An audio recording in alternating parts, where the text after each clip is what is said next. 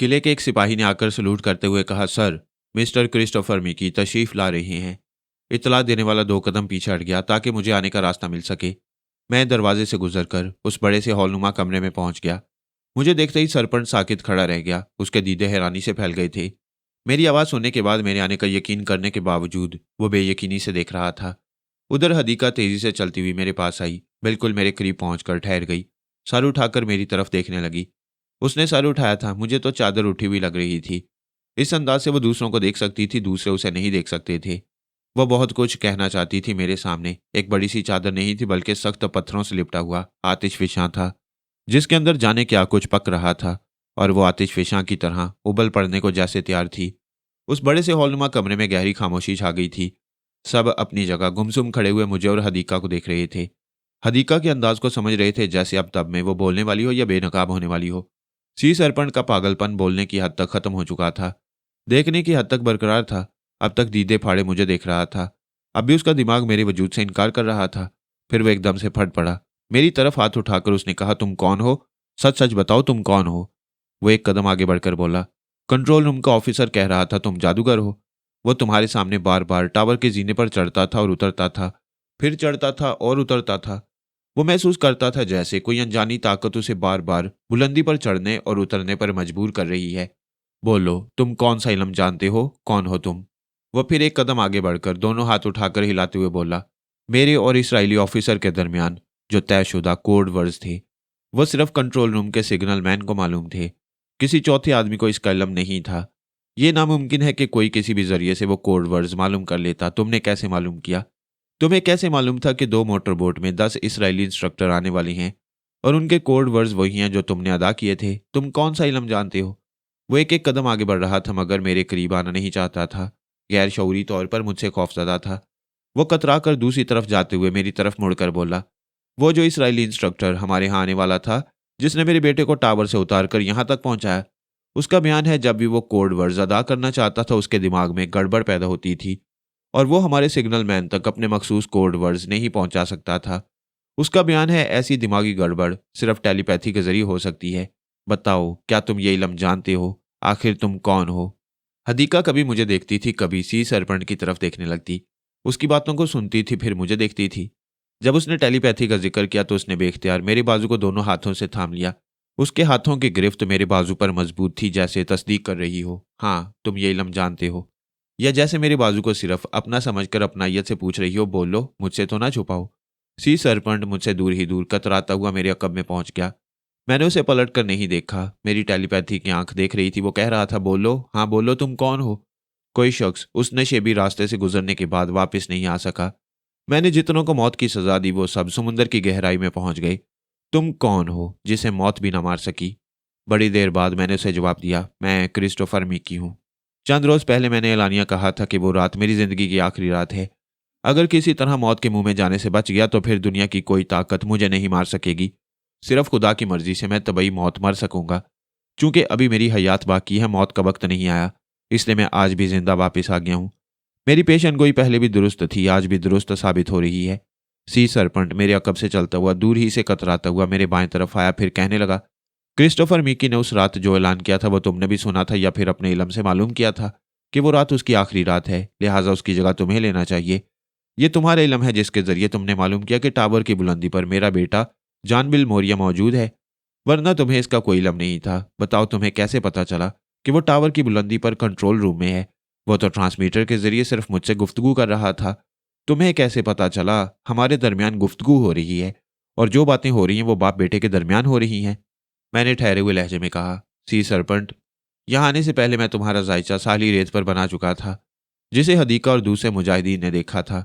मैं मालूम कर चुका था कि तुम्हें जानी नुकसान नहीं पहुंचा सकूंगा। अलबत्ता तुम्हारे बेटे की जिंदगी मेरे हाथ में होगी। मैं चाहूं तो उसे मार डालूं, चाहूं तो उसे जिंदा छोड़ दूं। जॉन बिली के मुतल्लिक तमाम मालूमात हासिल करने और अपनी कामयाबी का पूरा यकीन करने के बाद ही मैं इस किले में आया हूं। वो एक झटके से मेरे सामने आया, मगर अब भी मुझसे तकरीबन 15 फुट के फासले पर था। उसने पूछा, अच्छा तो ये तुम्हारा कोई दूसरा इलम है जो तुम्हें दुश्मनों के मुतल्लिक बताता है? तुम जायचा बनाते हो, सितारों की चाल को समझते हो। अगर ये बात है तो फिर मुझे बताओ, हम इस चादर वाली को हाथ क्यों नहीं लगा सके? मैं दावे से कहता हूं कि मेरे दिमाग को झटका पहुंचा था और यह झटका टेलीपैथी के जरिए पहुंचाया गया। उसने पलटकर अपने खास मातहत से पूछा, तुम बताओ, क्या तुमने इसे हाथ लगाते ही बिजली का झटका महसूस किया था, या तुम्हारा दिमाग अचानक ही शदीद तकलीफ में मुब्तला हो गया था? उसके मातहत ने कहा, पता नहीं क्यों मेरे दिमाग में ये बात पैदा हुई थी कि बिजली के नंगे तार को छूने जा रहा हूं। लिहाजा जब मेरे दिमाग को झटका पहुंचा तो यही ख्याल कायम रहा और उसकी तस्दीक हुई। अब आप पूछ रहे हैं तो ये बात समझ में आ रही है। मुझे किसी तरह का शौक नहीं लगा था, बल्कि दिमाग में ऐसी शदीद जल्जले की सी कैफियत पैदा हुई थी जो मेरे लिए नाकाबिले बर्दाश्त थी। इसलिए मैं फर्श पर गिरकर तड़पने लगा था। सी सरपंच ने मेरी तरफ पलटकर पूछा, सुन रहे हो? मैं भी यही कह रहा हूँ, मेरा मातहत भी यही कह रहा है। अब जो भी इस लड़की के पास पहुंचेगा उसे जहनी झटका पहुंचेगा। मैं इस बात को साबित कर सकता हूँ। अपने किसी मातहत को इस लड़की के पास भेज सकता हूँ, या उनमें से कोई मेरी बात की तस्दीक करना चाहे तो आगे बढ़े और हदीका की चादर को हटाने की कोशिश करे। हम हो या कोई मुजाहिद हो, तुम इस लड़की को बेनकाब नहीं होने दोगे। जो भी ऐसा करने आएगा उसे ज़रूर टेलीपैथी के ज़रिए सजा दोगे। उसने पांचों मुजाहिदीन की तरफ देखते हुए कहा, मैं तुम में से भी एक को आजमाइश की दावत देता हूँ। सिर्फ आजमाने के लिए आओ और इस चादर को हटाने की कोशिश करो। तुम्हारे अमीकी जो अपनी ज़ात में कुछ और है, ये तुम्हारी कोशिश को नाकाम बना देगा। हदीका ने मेरे बाजू को हौले से दबाया। मैंने उसे देखा, उसने एक पर्ची थमा दी। उसमें लिखा था, मैं तन्हाई में दो बातें करना चाहती हूँ, किसी दूसरी जगह चलो। मैंने मुजाहिदीन की तरफ देखा, फिर पूछा, क्या तुम में से कोई इसे बेनकाब करना चाहता है? एक ने कहा, हमारा दिमाग खराब नहीं हुआ है, हमें शौक लगे या ना लगे, भला हम क्यों अपनी हदीका को बेनकाब करेंगे? हम इसकी कसम का भरम रखेंगे। मैंने सी सरपंच की तरफ देखते हुए कहा, थोड़ी देर पहले जो कमरा तुमने मेरे लिए मखसूस किया था, मैं वहां जा रहा हूं, अभी वापस आऊंगा। तुम्हारा बेटा इन मुजाहिदीन के पास बतौर यरगमाल रहेगा। अगर कोई धांधली की गई और तुमने कोई चालाकी दिखाने की कोशिश की तो तुम्हारा पूरा खानदान नीस्तो नाबूद हो जाएगा। मैंने हदीका से कहा, चलो। फिर उसके साथ उस कमरे के दरवाजे की तरफ जाने लगा। सी सरपंच मुझसे कुछ फासला रखकर चल रहा था और मुझे सर से पांव तक देखता जा रहा था। खसूसन चेहरे को गौर से देख रहा था, जैसे मेरे पीछे छुपी हुई शख्सियत को समझना चाहता हो। कमरे के करीब पहुंचते ही उसने लपक कर दरवाजे को खोल दिया। हम उस कमरे में दाखिल हुए। वो उसे अंदर से बंद करने लगा। मैंने डांट कर कहा, मैं तन्हाई चाहता हूँ, चले जाओ यहाँ से। उसने पलटकर फौरन ही दोनों हाथ जोड़ दिए। गिड़गिड़ाकर कहने लगा, मैं समझ गया हूँ, आपसे तो दुनिया की खतरनाक तरीन तंजीमें घबराती हैं। बड़े बड़े लोग आपसे दोस्ती करना चाहते हैं। मेरी क्या मजाल कि आपसे दुश्मनी करूं। प्लीज़, जो कुछ मैंने किया है उसे मेरी हमाकत समझकर मुआफ़ कर दीजिए। मैं अब एक कदम भी आपकी मर्जी के खिलाफ नहीं उठाऊंगा। आप जो कहेंगे वही करूंगा। तुम जाने क्या बकवास कर रहे हो? मैं क्रिस्टोफर मिकी और मुझसे बड़े बड़े लोग दोस्ती नहीं करते, बल्कि अपने मुल्क से निकालने की कानूनी कोशिश करते हैं और नाकाम रहते हैं। बहरहाल मैं तुमसे बहस नहीं करूंगा। तुमने पहले भी मुझसे दोस्ती का वादा किया था और धोखा दिया, लिहाजा तुम पर एतमाद नहीं किया जा सकता। कमरे से बाहर जाओ और हमारे बाहर आने का इंतजार करो। वह बंद दरवाजे के सामने दोनों हाथ फैलाकर खड़ा हो गया। इनकार में सर हिलाकर कहने लगा, नहीं, मैं बाहर नहीं जाऊंगा। तुम टेलीपैथी के जरिए मुझे यहां से भगाओगे। अगर ऐसा नहीं करोगे तो मैं अभी उसकी चादर नोचने के लिए बढ़ूंगा। तुम मुझे रोकोगे? उसने अपने सीने पर हाथ मारते हुए कहा, मैं तुमसे जानबूझकर सजा पाऊंगा, टेलीपैथी के जरिए सजा पाऊंगा। ये लो, मैं चादर की तरफ जा रहा हूं। मुझे रोको, मुझे सजा दो। वो हदीका की तरफ बढ़ने लगा। मैं दोनों के दरमियान आ गया। उसने फिर दोनों हाथ जोड़कर कहा, बहुत गहरे हैं, प्लीज़ मुझे टेलीपैथी के जरिए रोकिए। मैं ज़रूर आपको बेनकाब करूंगा। प्लीज़ मुझे बता दीजिए, मेरे सामने तस्लीम कर लीजिए, आप फरहाद अली तैमूर हैं। मैंने इनकार में सर हिलाते हुए कहा, तुम हमारा वक्त ज़ाया कर रहे हो। खुदा के लिए जाओ, हमें ज़रूरी बातें करना है। वो यकीनन इनकार करता। इस बार मैंने उसे मौका नहीं दिया। उसने खुद ही बेख्तियार कहा, अच्छी बात है, आप यहाँ बातें कर लें, मैं बाहर इंतजार करूंगा। वह तेजी से पलटकर दरवाजे को खोलते हुए बाहर गया। मैंने दरवाज़ा अंदर से बंद कर दिया। बाहर जाते ही मैंने उसके दिमाग को आज़ाद कर दिया। वह चौंक कर सोच रहा था, मैंने खुद ये बात कही है कि बाहर जाकर इंतजार करूंगा, लेकिन मैं ये कहना नहीं चाहता था। फिर मैंने ये कैसे कह दिया? मैं बाहर नहीं आना चाहता था, फिर कैसे आ गया? वो खुशी से उछल पड़ा। सबने उसे हैरानी से देखा। वो अपने मातियतों से, अपने खास अफसरों से कहने लगा, ये मीकी नहीं है, ये फरहाद अली तैमूर हैं। अपने अपने हथियार फेंक दो। वो बाहर आए तो घुटने टेक दो। किले के दरवाजे खोल दो। जब तक फरहाद अली तैमूर यहाँ मौजूद है, कोई दुश्मन अंदर आ नहीं सकता और किसी दोस्त को यहाँ से निकालना नहीं जा सकता। मैं दोनों हाथों से सर थामकर एक सोफे के हत्थे पर बैठ गया। इतनी देर से इंतजार कर रहा था, लेकिन मेरे इनकार में जान नहीं थी। सी सरपंच ठोस दलाइल पेश कर रहा था। किले में दाखिल होने से पहले जो प्लानिंग थी और यहाँ दाखिल होने के बाद जो कुछ करता आया था, उसमें टेलीपैथी का इतना हाथ था कि मैं इनकार नहीं कर सकता था। इनकार कर भी देता तो ये बात नाकाबिले फहम थी कि कोई हदीका की चादर को क्यों नहीं छू सकता। मैंने सिर्फ उसकी कसम की लाज रखने के लिए ऐसा किया था। वैसे फरहाद अली तैमूर की हैसियत से जाहिर होने में सिर्फ एक चादर वाली बात नहीं थी। इस सिलसिले में कई अवामिल कार फरमा थे और अब उसका नतीजा सामने आ रहा था। इनकार करने के बावजूद मैं ज़ाहिर हो चुका था। अब मेरे मुतल्लिक दूर तक क्या सराहियाँ होने वाली थी कि एक अजनबी यहाँ आकर अचानक क्रिस्टोफर मिकी कैसे बन गया। उसकी चाल ढाल, उसके मिजाज को कैसे अपना लिया, उसके लबो लहजे को, उसके उन गहरे राजों को जिन्हें सिर्फ मिकी जानता था, कैसे जान गया। अब तो मेरे सिलसिले में बाल की खाल निकाली जाएगी और हर पहलू से मुझे फरहाद अली तैमूर तस्लीम किया जाएगा। मैं सोच में मसरूफ था। हदीका का उजला हाथ मेरे सामने आया। वो एक पर्ची दे रही थी। मैंने उसे खोलकर पढ़ा। लिखा था, मुझे दुश्मनों ने जहाँ कैद कर रखा था वो बहुत ही गंदी जगह थी। मेरे कपड़े मैले हो गए हैं और मैं गुसल करने की ज़रूरत महसूस कर रही हूँ। क्या यहाँ मेरे लिए लिबास और एक चादर दस्तयाब हो सकती है? मैं उठकर सी सरपंच को बुलाना चाहता था। उसने एक और बड़ा सा तय किया हुआ कागज़ मेरी तरफ बढ़ा दिया। कोई तवील खत होगा। मैंने उसे रख लिया, फिर दरवाज़ा खोलकर सी सरपंच से कहा, इधर आओ। वह दौड़ता हुआ आया और किसी गुलाम की तरह दोनों हाथ बांधकर सर झुकाकर सामने खड़ा हो गया। मुझे हंसी आ गई। मैंने उसे अंदर आने के लिए कहा, फिर दरवाज़ा बंद करने के बाद पूछा, क्या हदीका के लिए एक अच्छा सा लिबास और चादर का इंतज़ाम हो सकता है? जनाब, एक लिबास की बात कर रहे हैं? मैं यहाँ कपड़ों और चादरों की सुपर मार्केट बना दूंगा। उसकी ज़रूरत नहीं। तुम जानते हो कि ये किस किस्म का लिबास पहनती है? यानी ऐसा जिसमें भाग दौड़ और जद्दोजहद की आसानी रहे। जाओ, इसके कपड़ों और चादर का बंदोबस्त करो और याद रखो, अगर तुमने फरहाद अली तैमूर की पब्लिसिटी की तो मैं तुम्हें छत से उल्टा लटका दूंगा। मैंने दरवाज़ा खोला। वो सर हिलाता हुआ और ये कहता हुआ गया कि किसी के सामने मेरा जिक्र नहीं करेगा, खामोश रहेगा। मैंने कहा, और सुनो, यहाँ एक माइक ला कर रख दो, मैं कभी कभी तुम लोगों को मुखातिब किया करूंगा। वह चला गया। मैंने दरवाजे को बंद कर दिया। एक सोफे पर आकर बैठते हुए उस तय किए हुए कागज़ को खोला, फिर पढ़ने लगा। उसने लिखा था, मेरे पुरस्रार मोहसिन, तुम पुरस्रार रहे और मैं तुम्हारे इसरार में दिन रात उलझती रही। मेरे इस्तराब से भरपूर दिन और मेरी बेख्वाब रातें सिर्फ तुम्हारे ही बारे में सोचते हुए गुजरती रहीं। मैं अपने आप को तरह तरह से बहलाने की कोशिशें करती रही। अपने दिमाग से तुम्हें निकाल देने के कितने ही जतन किए, लेकिन हर बार नाकाम रही। अब समझ रही हूं कि तुमने मेरे दिमाग पर कब्जा जमा रखा है। टेलीपैथी के जरिए तुम मुझे देख तो ना सके, लेकिन मेरे दिमाग में बैठकर मुझे पढ़ते रहते हो। क्या यह दुरुस्त है?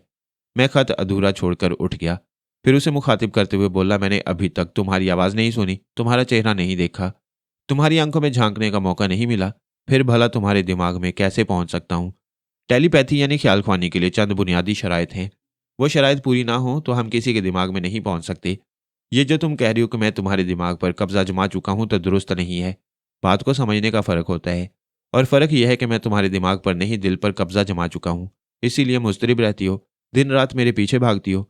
मैं तुम्हें समझाता हूँ, दूसरे मुजाहिदीन भी समझाते हैं, मगर तुम पर दीवानगी तारी है। ये मैं अच्छी तरह समझ चुका हूँ और इसे समझने के लिए टेलीपैथी लाजमी नहीं है। वह तड़प कर आगे बढ़ी और आगे बढ़ी, फिर और आगे बढ़ने का रास्ता न रहा। मुझे यूं लगा जैसे तीर कमान से निकलकर सीधा मेरी तरफ आया हो और सीने में पेवस्त हो गया हो। मेरे हाथ से उसकी लिखी हुई तहरीर छूट गई। कागज कटी हुई पतंग की तरह इधर से उधर डोलने लगा। मैंने कहा, मेरे सामने तो चादर छोड़ दो। वह और ज्यादा चादर को लपेटने लगी। मैंने पूछा, अगर मैं इस चादर को अलग करूं तो क्या शौक पहुंचेगा? वो तड़प कर उछली, फिर दूसरी तरफ मुंह फेर कर चादर को चारों तरफ अच्छी तरह लपेटने लगी। अपने आप को पहले से ज्यादा छुपाने लगी। मैंने उसकी तरफ बढ़ते हुए कहा, यह चादर भी बेजार होकर कह रही है, कहाँ तक छुपोगे, कहाँ तक छुपाऊं?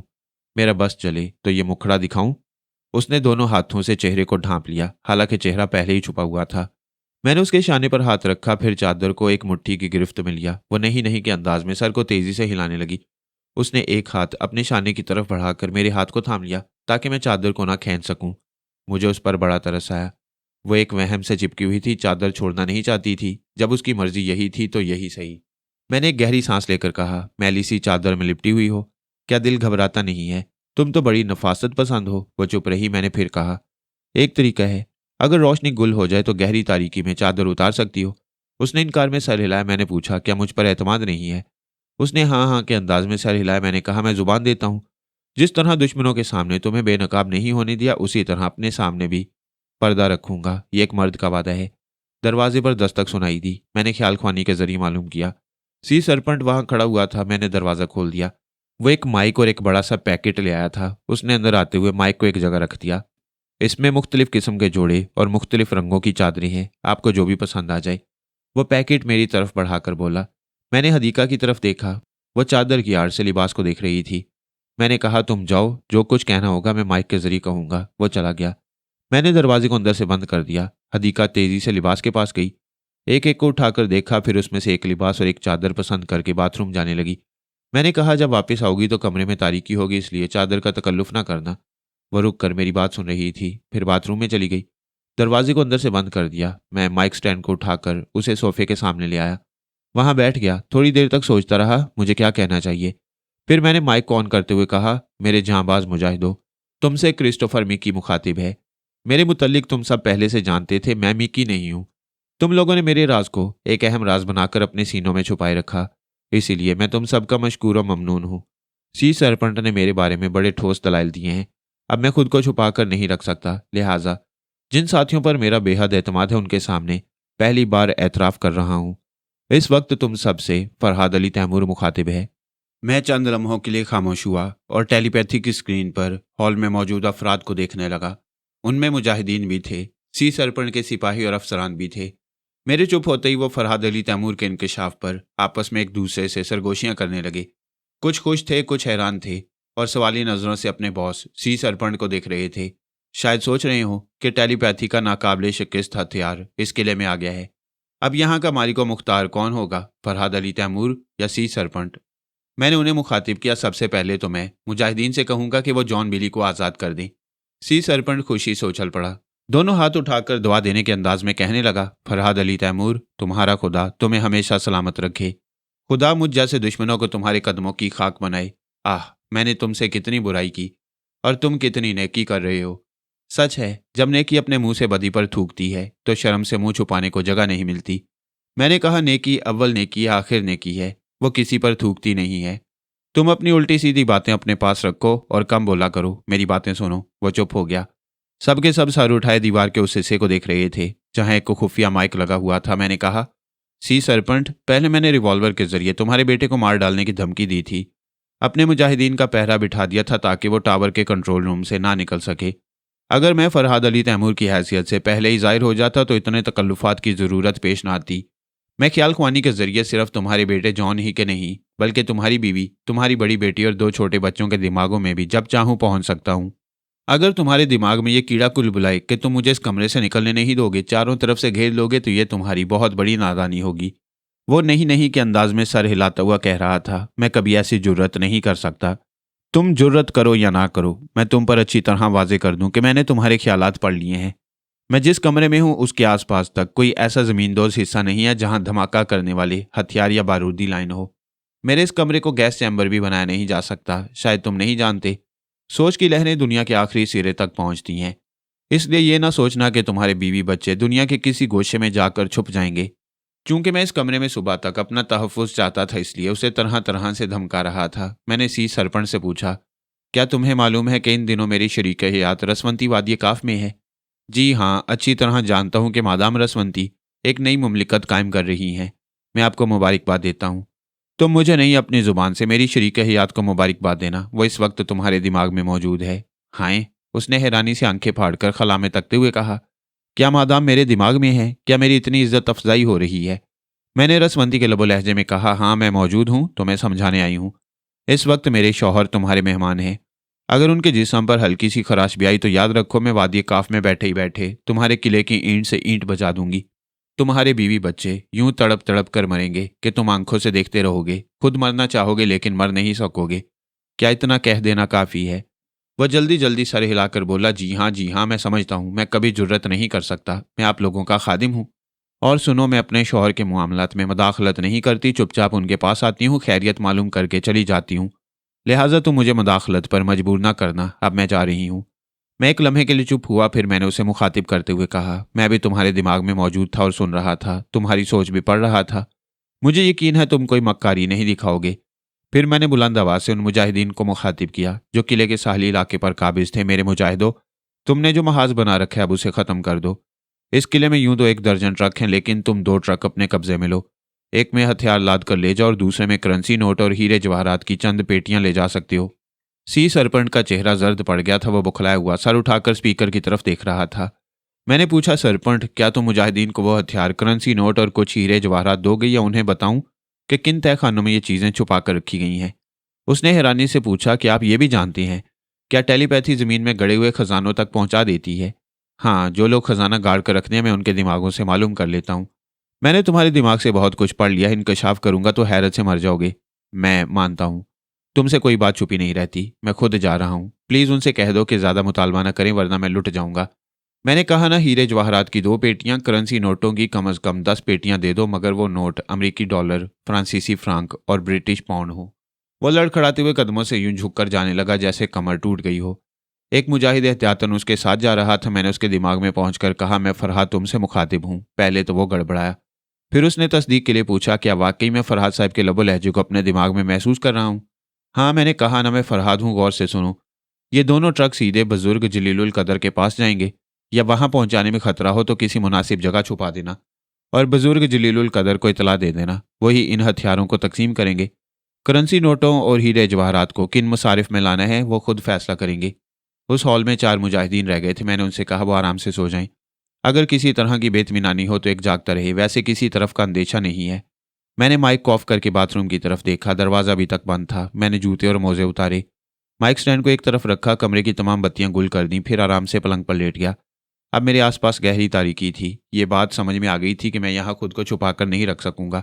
इज्जत अली के जराए बहुत वसी थे। मेरी बात किले से उड़ चुकी थी और इंटरपोल के खुफिया आदमी कहाँ नहीं होते। खुसूसन साहली इलाकों में एयरपोर्ट और हाईवे वगैरह के इतराफ ज़रूर मौजूद रहती हैं।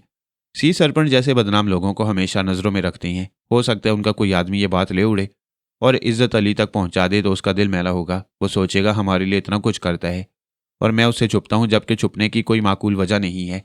ये तमाम बातें सोचकर मैं खुद ही इज्जत अली के पास पहुंच गया। वो एक बड़े से इस्तकबालिया कमरे में डॉक्टर विलियम ब्रोक के मुकाबिल खड़ा हुआ था। उसके साथ मुकामी पुलिस अफसर भी थे। उस कमरे में मूवी कैमरा और साउंड रिकॉर्डर मशीन अपना काम कर रहे थे। इज्जत अली पूरे दस्तावेजी सबूत के साथ डॉक्टर विलियम ब्रोक को गिरफ्तार करना चाहता था। अब तक उसने मेरे बताए हुए जितने अड्डों पर छापे मारे थे वहां की भी मुतहर्रिक फिल्में तैयार की थीं और गिरफ्तार होने वाले तमाम छोटे बड़े मुजरिमों की आवाज़ें भी रिकॉर्ड की थीं।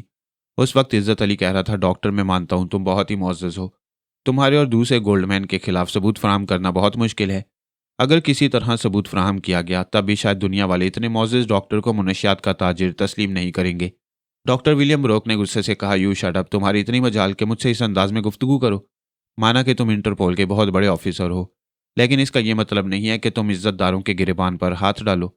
इज्जत अली ने कहा, मैंने एक अड्डे पर छापा मारा था। वहां तुम्हारे एक आदमी ने अच्छी तरह पिटाई होने के बाद ये उगल दिया कि तुम आज शाम वहां पहुंचे थे। मैंने उन तमाम जगहों की तस्वीरें उतरवा ली हैं जहां जहां तुम गए थे, जहां तुम बैठे थे, जिन चीज़ों को तुमने हाथ लगाया था। डॉक्टर ने तंजिया अंदाज में मुस्कुरा कर पूछा, क्या सबूत है कि जिन चीज़ों पर मेरी उंगलियों के निशानात मिले वो चीज़ें उन्हीं अड्डों पर पाई गई हों? तुम मुझे फांसने के लिए उन चीज़ों को ऐसे अड्डों में ले जाकर रख सकते हो और ये मुतहर्रिक फिल्में तैयार करके मुझे ख्वामख्वाह फांसने की कोशिश कर सकते हो। इज्जत अली दिल ही दिल में सोच रहा था, इससे उगलवाना बहुत मुश्किल है। मैंने उसके दिमाग में पूछा, क्या मेरे होते हुए भी मुश्किल है? उसने चौंक कर पूछा, कौन भाभी, आप? नहीं, तुम्हारी भाभी जान का मजाजी खुदा। ये कैसे हो सकता है? भाभी तो कह रही थी। वो जो भी कह रही थी अपनी जगह दुरुस्त था। ये बहस का वक्त नहीं है। देखो मैं इससे किस तरह उगलवाता हूँ। पहले तुम इससे वही कहोगे जो मैं चाहता हूँ और तुम कह रहे हो। उसने बेख्तियार कहना शुरू किया, डॉक्टर विलियम ब्रोक, ठीक है कि मैं तुम्हारे खिलाफ सबूत फराहम नहीं कर सकता, लेकिन ये तो सोचो हमारा झगड़ा मुस्तकिल रहेगा। मैं तुम्हारे पीछे पड़ा रहूंगा और तुम्हें कारोबार नहीं करने दूंगा। नतीजा ये होगा कि नुकसान उठाते रहोगे। क्या हमारे दरमियान समझौता नहीं हो सकता? कुछ तुम्हारा फायदा हो, कुछ मेरा। डॉक्टर ने उसे हैरानी से देखा, फिर मुस्कुरा कर कहा, तुम मुझे बेवकूफ़ बनाना चाहते हो? इज्जत अली का नाम पूरे इंटरपोल में दयानतदारी के लिए मशहूर है। तुमने आज तक किसी से रिश्वत नहीं ली, लेकिन हालात मजबूर कर देते हैं। आज मैं बहुत मजबूर हूँ, तुमसे समझौता करना चाहता हूँ। मैं डॉक्टर के दिमाग पर काबिज हो गया। उसने तायद में सर हिलाकर कहा, अगर तुम मजबूर हो तो मैं तुम्हारी मजबूरी सुनूंगा और तुम्हारे काम आऊंगा। मुझे $70,000 की सख्त ज़रूरत है।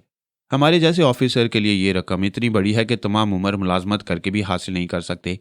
मैं किसी के इश्क में मुब्तला हो गया हूँ और इश्क कितनी बुरी बला है ये तुम समझ सकते हो। डॉक्टर विलियम ब्रोक ने मेरी मर्जी के मुताबिक कहा, अच्छी बात है, मैं तुम्हें 70 नहीं बल्कि $1,00,000 दूंगा। हालांकि तुमने एक ही रात में मेरे तमाम अड्डों को तहस नहस करके रख दिया है। तुम शायद यकीन ना करो, आज एक रात में मुझे तकरीबन $2.5 करोड़ का नुकसान हुआ है। फिर भी तुम्हारे जैसे ईमानदार ऑफिसर से दोस्ती करने के लिए इस नुकसान को बर्दाश्त करूंगा। इज्जत अली ने पूछा, डॉक्टर ये काला धंधा करने के लिए तुम्हें बहुत लंबा चौड़ा हिसाब किताब संभालना पड़ता होगा। बहुत सी अहम दस्तावेजात होंगी। अगर ये दस्तावेजात किसी के हत्थे चढ़ जाएं तो तुम्हारी इज्जत खाक में मिल जाएगी। वस्ते हुए बोला, मैं ऐसा अनाड़ी नहीं हूँ। चूंकि तुमसे दोस्ती हो गई है इसलिए अपना राज बता रहा हूँ। दुनिया के हर मुल्क में हमारा एक मिडल मैन होता है। हम में से कोई भी डॉक्टर किसी मुल्क में जाता है तो वो मिडल मैन ना तो हम में से किसी से मुलाकात करता है और ना ही हम उसकी सूरत देखते हैं। दूसरे ज़राए से हम अपनी अहम दस्तावेजात, तस्वीरें और दूसरी अहम चीज़ें उसके पास भेज देते हैं। उसकी रिहाइश का जहाँ होती है वहाँ वो उन्हें लॉक कर देता है। चूंकि हम कभी उससे नहीं मिलते, इसलिए पुलिस इंटेलिजेंस वाले और इंटरपोल के आदमी कभी उस पर शुबा नहीं करते। वो मिडल मैन लुबनान में कहाँ रहता है? मैंने डॉक्टर विलियम ब्रोक के दिमाग को अपने काबू में पूरी तरह रखा हुआ था। सिर्फ उसे ज़रा सोचने की मोहलत देकर उसके दिमाग में बार बार मिडल मैन की गर्दान करता रहा। अगरचे वो उसे कभी नहीं मिलता था, लेकिन जिस जरिए से राब्ता कायम करता था वो जरिया मुझे मालूम हो गया और उस मिडल मैन का पता चल गया। मैंने डॉक्टर विलियम की जुबान से इज्जत अली को उसका नाम, पता और ठिकाना बता दिया। उसी वक्त ख्याल ख्वानी का सिलसिला टूट गया। बाथरूम का दरवाज़ा खुल गया था। वह चादर में लिपटी हुई खड़ी थी। उसके पीछे बाथरूम की रोशनी थी, इसलिए मुझे नजर आ रही थी। शायद वो चादर की ओर से मुझे देख रही थी कि मैं अंधेरे कमरे में कहाँ हूँ। फिर उसने बाथरूम का दरवाज़ा बंद कर दिया। मैंने इज्जत अली से कहा, तुम्हारा काम हो चुका है, थोड़ी देर बाद तुमसे राब्ता कायम करूंगा। डॉक्टर विलियम ब्रोक को उस मिडल मैन के पास ले जाओ, वहां छापा मारो, बहुत कुछ बरामद होगा। इज्जत अली ने मेरा शुक्रिया अदा किया। मैं वहां से अपनी जगह हाजिर हो गया। चारों तरफ गहरी पुरस्कार तारीकी थी। ऐसी तारीकी में दिल धड़कती हैं, वो कहाँ थी? कुछ दिखाई नहीं दे रहा था। जिंदगी में पहली बार बहुत ज़्यादा थकन महसूस कर रहा था। कभी जिंदगी थका देती है, कभी मोहब्बत थका देती है।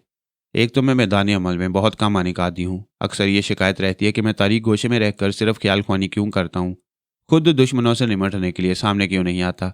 अब पिछले दिन से यही हो रहा था। बेरोत में क्रिस्टोफर मिकी का बंगला छोड़ने के बाद मेरे साथ जिस तरह दुश्मन लगे हुए थे और जितनी जिद्दोजहद करता हुआ मैं यहाँ पहुंचा था, उसके नतीजे में थक जाना लाजमी था। मुझे थका देने में हदीका का भी हाथ था। गजब की पुरस्कार थी। अब भी समझ में नहीं आ रहा था वो हकीकतन मेरी जिंदगी में आई है या मैं जागती आंखों का सपना देखता रहा हूँ। और जागती आंखें भी क्या हो सकती हैं जबकि आंखों को कुछ नजर ही ना आता हो। मैं अजीब तरह का खुमार महसूस कर रहा था। एक बेनाम सी मदहोशी थी। सोचते सोचते जाने कैसे आंख लग गई। जब से टेलीपैथी का इल्म हासिल किया है तब से पहली बार ऐसा हुआ कि मैंने दिमाग को हदायत नहीं दी, सोने का इरादा नहीं किया और बेख्तियार सो गया। पता नहीं कितनी देर तक सोता रहा। नींद के दौरान एक बार मुझे मुदाखलत का एहसास हुआ, जैसे कोई बेदार करना चाहता हो या रसवंती की सोच की लहरें दिमाग में आई हों। बड़ी अजीब सी बात थी, मैं फिर भी बेदार न हुआ। इसकी एक वजह तो यह है कि मैंने अपने दिमाग को हदायत नहीं दी थी। दूसरी वजह यह कि हदायत देना ज़रूरी भी नहीं है। मेरा दिमाग मेरे तर्ज अमल का आदी है। फिर मैं सोता रहूं या जागता रहूं, पराई सोच की लहरों को तो अपने दिमाग में महसूस कर लेता हूं। फिर रसवंती की सोच की लहरों को महसूस करने के बावजूद बेदार क्यों नहीं हुआ? दरअसल आदमी हर तरह से मुतमईन हो, किसी तरफ से कोई खतरा महसूस ना हो, उसे अपने साथियों पर, मुहाफिजों पर पूरा एतमाद हो, तो वो इसी तरह बेफिक्री से सोता है। मैं गैर शऊरी तौर पर मुतमईन था। मेरे दिमाग में सोच की लहरें आती तो वो रसवंती की सोच होती। वो अपनी है, उससे कोई नुकसान नहीं पहुंच सकता। कमरे में कोई आ नहीं सकता था। हदीका किसी को अंदर आने की इजाज़त दे ही नहीं सकती थी। इसके अलावा बाहर मुजाहिदीन मौजूद थे। फिर मेरी गफलत के दौरान रसवंती मेरी हिफाजत कर सकती थी, लेकिन मेरी गहरी नींद के दौरान रसवंती को मेरी ज़रूरत थी। इसलिए वो बेचारी मेरे दिमाग में आई थी। उसने मेरे ख्वाबीदा दिमाग में रहकर महसूस किया कि बहुत गहरी नींद में हूँ। वह फ़ौरन वापस चली गई। उसने सोनिया से पूछा मैं किस तरह मुर्दा बनकर रहूँ, वो तो गहरी नींद सो रही हैं। सोनिया ने कहा, हमें तुम्हारी मौत का ड्रामा हर हाल में प्ले करना है, फरहाद को जगाओ। मैंने उनके दिमाग को पढ़ा है, वो बहुत थके हुए सो रही हैं, उन्हें उठाना मुनासिब नहीं है। रसवंती को एक खाली कॉटेज में छुपा दिया गया था। मंसूबा ये था कि वहाँ एक ऊंचे से बिस्तर पर उसे लाश की तरह लिटाकर फूलों से ढांप दिया जाएगा और गैर मुल्की नुमाइंदों को उसके आखिरी दीदार का मौका दिया जाएगा। अब तक उसकी मौत का ऐलान हो चुका था। ट्रांसमीटर के जरिए तमाम ममालिक से ताज़ियती पैगाम मौसूल होने लगे थे। उन पैगामात का लुब्बे लुबाब ये था कि रसवंती की मौत कोई मामूली सानिया नहीं है। उसे यूं ही वादी काफ में चुपचाप दफन कर देना मुनासिब नहीं है। कुछ ममालिक के नुमाइंदे और बड़ी खतरनाक तंजीमों के सरबराह उसके आखिरी दीदार के लिए वहां आना चाहते थे। दूसरे लफ्जों में वो तस्दीक करना चाहते थे वाकई वो मर चुकी है या कोई ड्रामा प्ले किया जा रहा है। इससे पहले भी मेरी मौत की बारहा खबर उड़ी थी। कई तरह से मेरी मौत की तस्दीक भी हो गई। उसके बाद अचानक इंकशाफ हुआ कि मैं जिंदा हूं। अब दुश्मन रसवंती के मुतल्लिक यकीन नहीं कर सकते थे। जिसने उसे गोली मारी थी या जिस तंजीम के अफराद ने ऐसा किया था, वो दावा कर रहे होंगे कि वाकई वो मर चुकी है, लेकिन फिर भी आंखों से देखकर यकीन करना चाहते थे। सोनिया ने जवाबन हर एक से यही कह दिया था कि हर मुल्क का एक नुमाइंदा अपने साथ सिर्फ 2 अफराद को यहाँ ला सकता है और यहाँ हेलीकॉप्टर में पहुंचते ही उनकी सख्ती से चेकिंग होगी। किसी को हथियार लाने या किसी साजिश करने का मौका नहीं दिया जाएगा। उसने कहाल तंजीम के सरबराह से कह दिया था कि फरहाद को अपनी बीवी के आखिरी दीदार के लिए यहाँ लाया जाए और वो राजी हो गए थे। यानी फर्जी फरहाद पहुंच रहा था, असली फरहाद हजारों मील दूर था। सोनिया ने कहा, तुम फिर उसे दिमागी राब्ता कायम करो और उसे बताओ कि यहाँ हालात क्या हैं। ऐसे वक्त उसका टेलीपैथी के जरिए हाजिर रहना जरूरी है। रसवंती ने कहा, जब तक तमाम ममालिक के नुमाइंदे यहाँ पहुंचेंगे उस वक्त तक दोपहर हो चुकी होगी। फरहाद को आराम से सोने दो, अभी काफ़ी वक्त है। हम उसे 1-2 घंटे के बाद बेदार करेंगे, फिर इस सिलसिले में मशवरे करेंगे। यहाँ मुझे कोई देखने नहीं आ रहा है, कॉटेज चारों तरफ से बंद है। जब मुझे नुमाइश के लिए पेश किया जाएगा तो बिस्तरे मर्ग पर लिटा देना, फूलों से ढांप देना। तब तक फरहाद भी हमारे पास मौजूद रहेंगे। मेरी नींद के दौरान रसवंती की जिम्मेदारियां बहुत बढ़ जाती थीं। अब तक जितने सरगना किस्म के लोगों ने वहां आने के लिए कहा था, उन सबके दिमागों को रसवंती बार बार टटोल रही थी कि वो किस किस्म की प्लानिंग करेंगे। हर एक के जहन में ये बात थी कि रसवंती की मौत के बाद दुनिया अब टेलीपैथी से खाली हो गई है। एक मर चुकी है, दूसरा अपनी जहनी कमजोरी के बायस ये सलाहियतें खो चुका है। उनके दिमागों में तरह तरह के मंसूबे पक रहे थे। जो जिस मजाज का था और जिस कमाश का था वो उसी अंदाज में मंसूबे बना रहा था। लेकिन एक बात सब में मुश्तरिक थी, वो सब के सब टेलीपैथी के बाद किसी से दहशतज़दा होते थे तो वो सोनिया थी। अब सोनिया ही उनका टारगेट बन गई थी।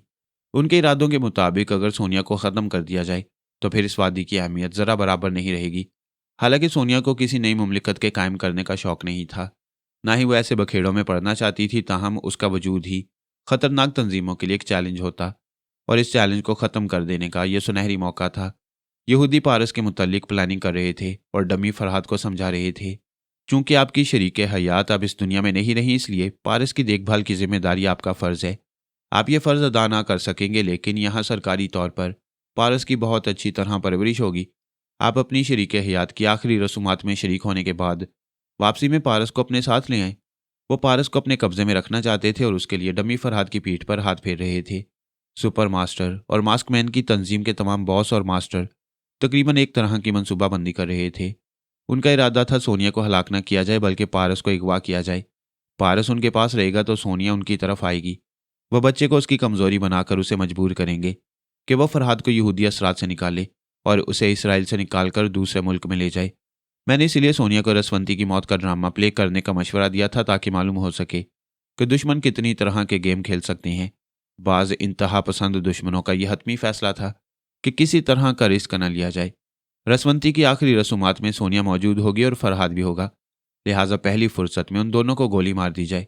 पारस को या तो उठा लाया जाए या उसे भी वहीं ख़त्म कर दिया जाए। अगरचे टेलीपैथी विरसे में मिलने वाला इल्म नहीं, ताहम पारस की मौत के बाद इत्मीनान हो जाएगा कि टेलीपैथी जानने वालों का खानदान नाबूद हो चुका है। रसवंती ने परेशान होकर कहा, सोनिया मैं मौत का ड्रामा प्ले नहीं करूंगी। सोनिया ने हैरानी से पूछा, अब क्या हो गया? दुश्मन मेरे बच्चे को या तो अगवा करना चाहते हैं या खुदा ना खास्ता मार डालना चाहते हैं। मैं ये खतरा मोल लेना नहीं चाहती। तुम फिक्र क्यों करती हो? वो पारस की परछाई तक भी ना पहुंच सकेंगे। मैं मानती हूँ हमारी प्लानिंग ज़बरदस्त होगी।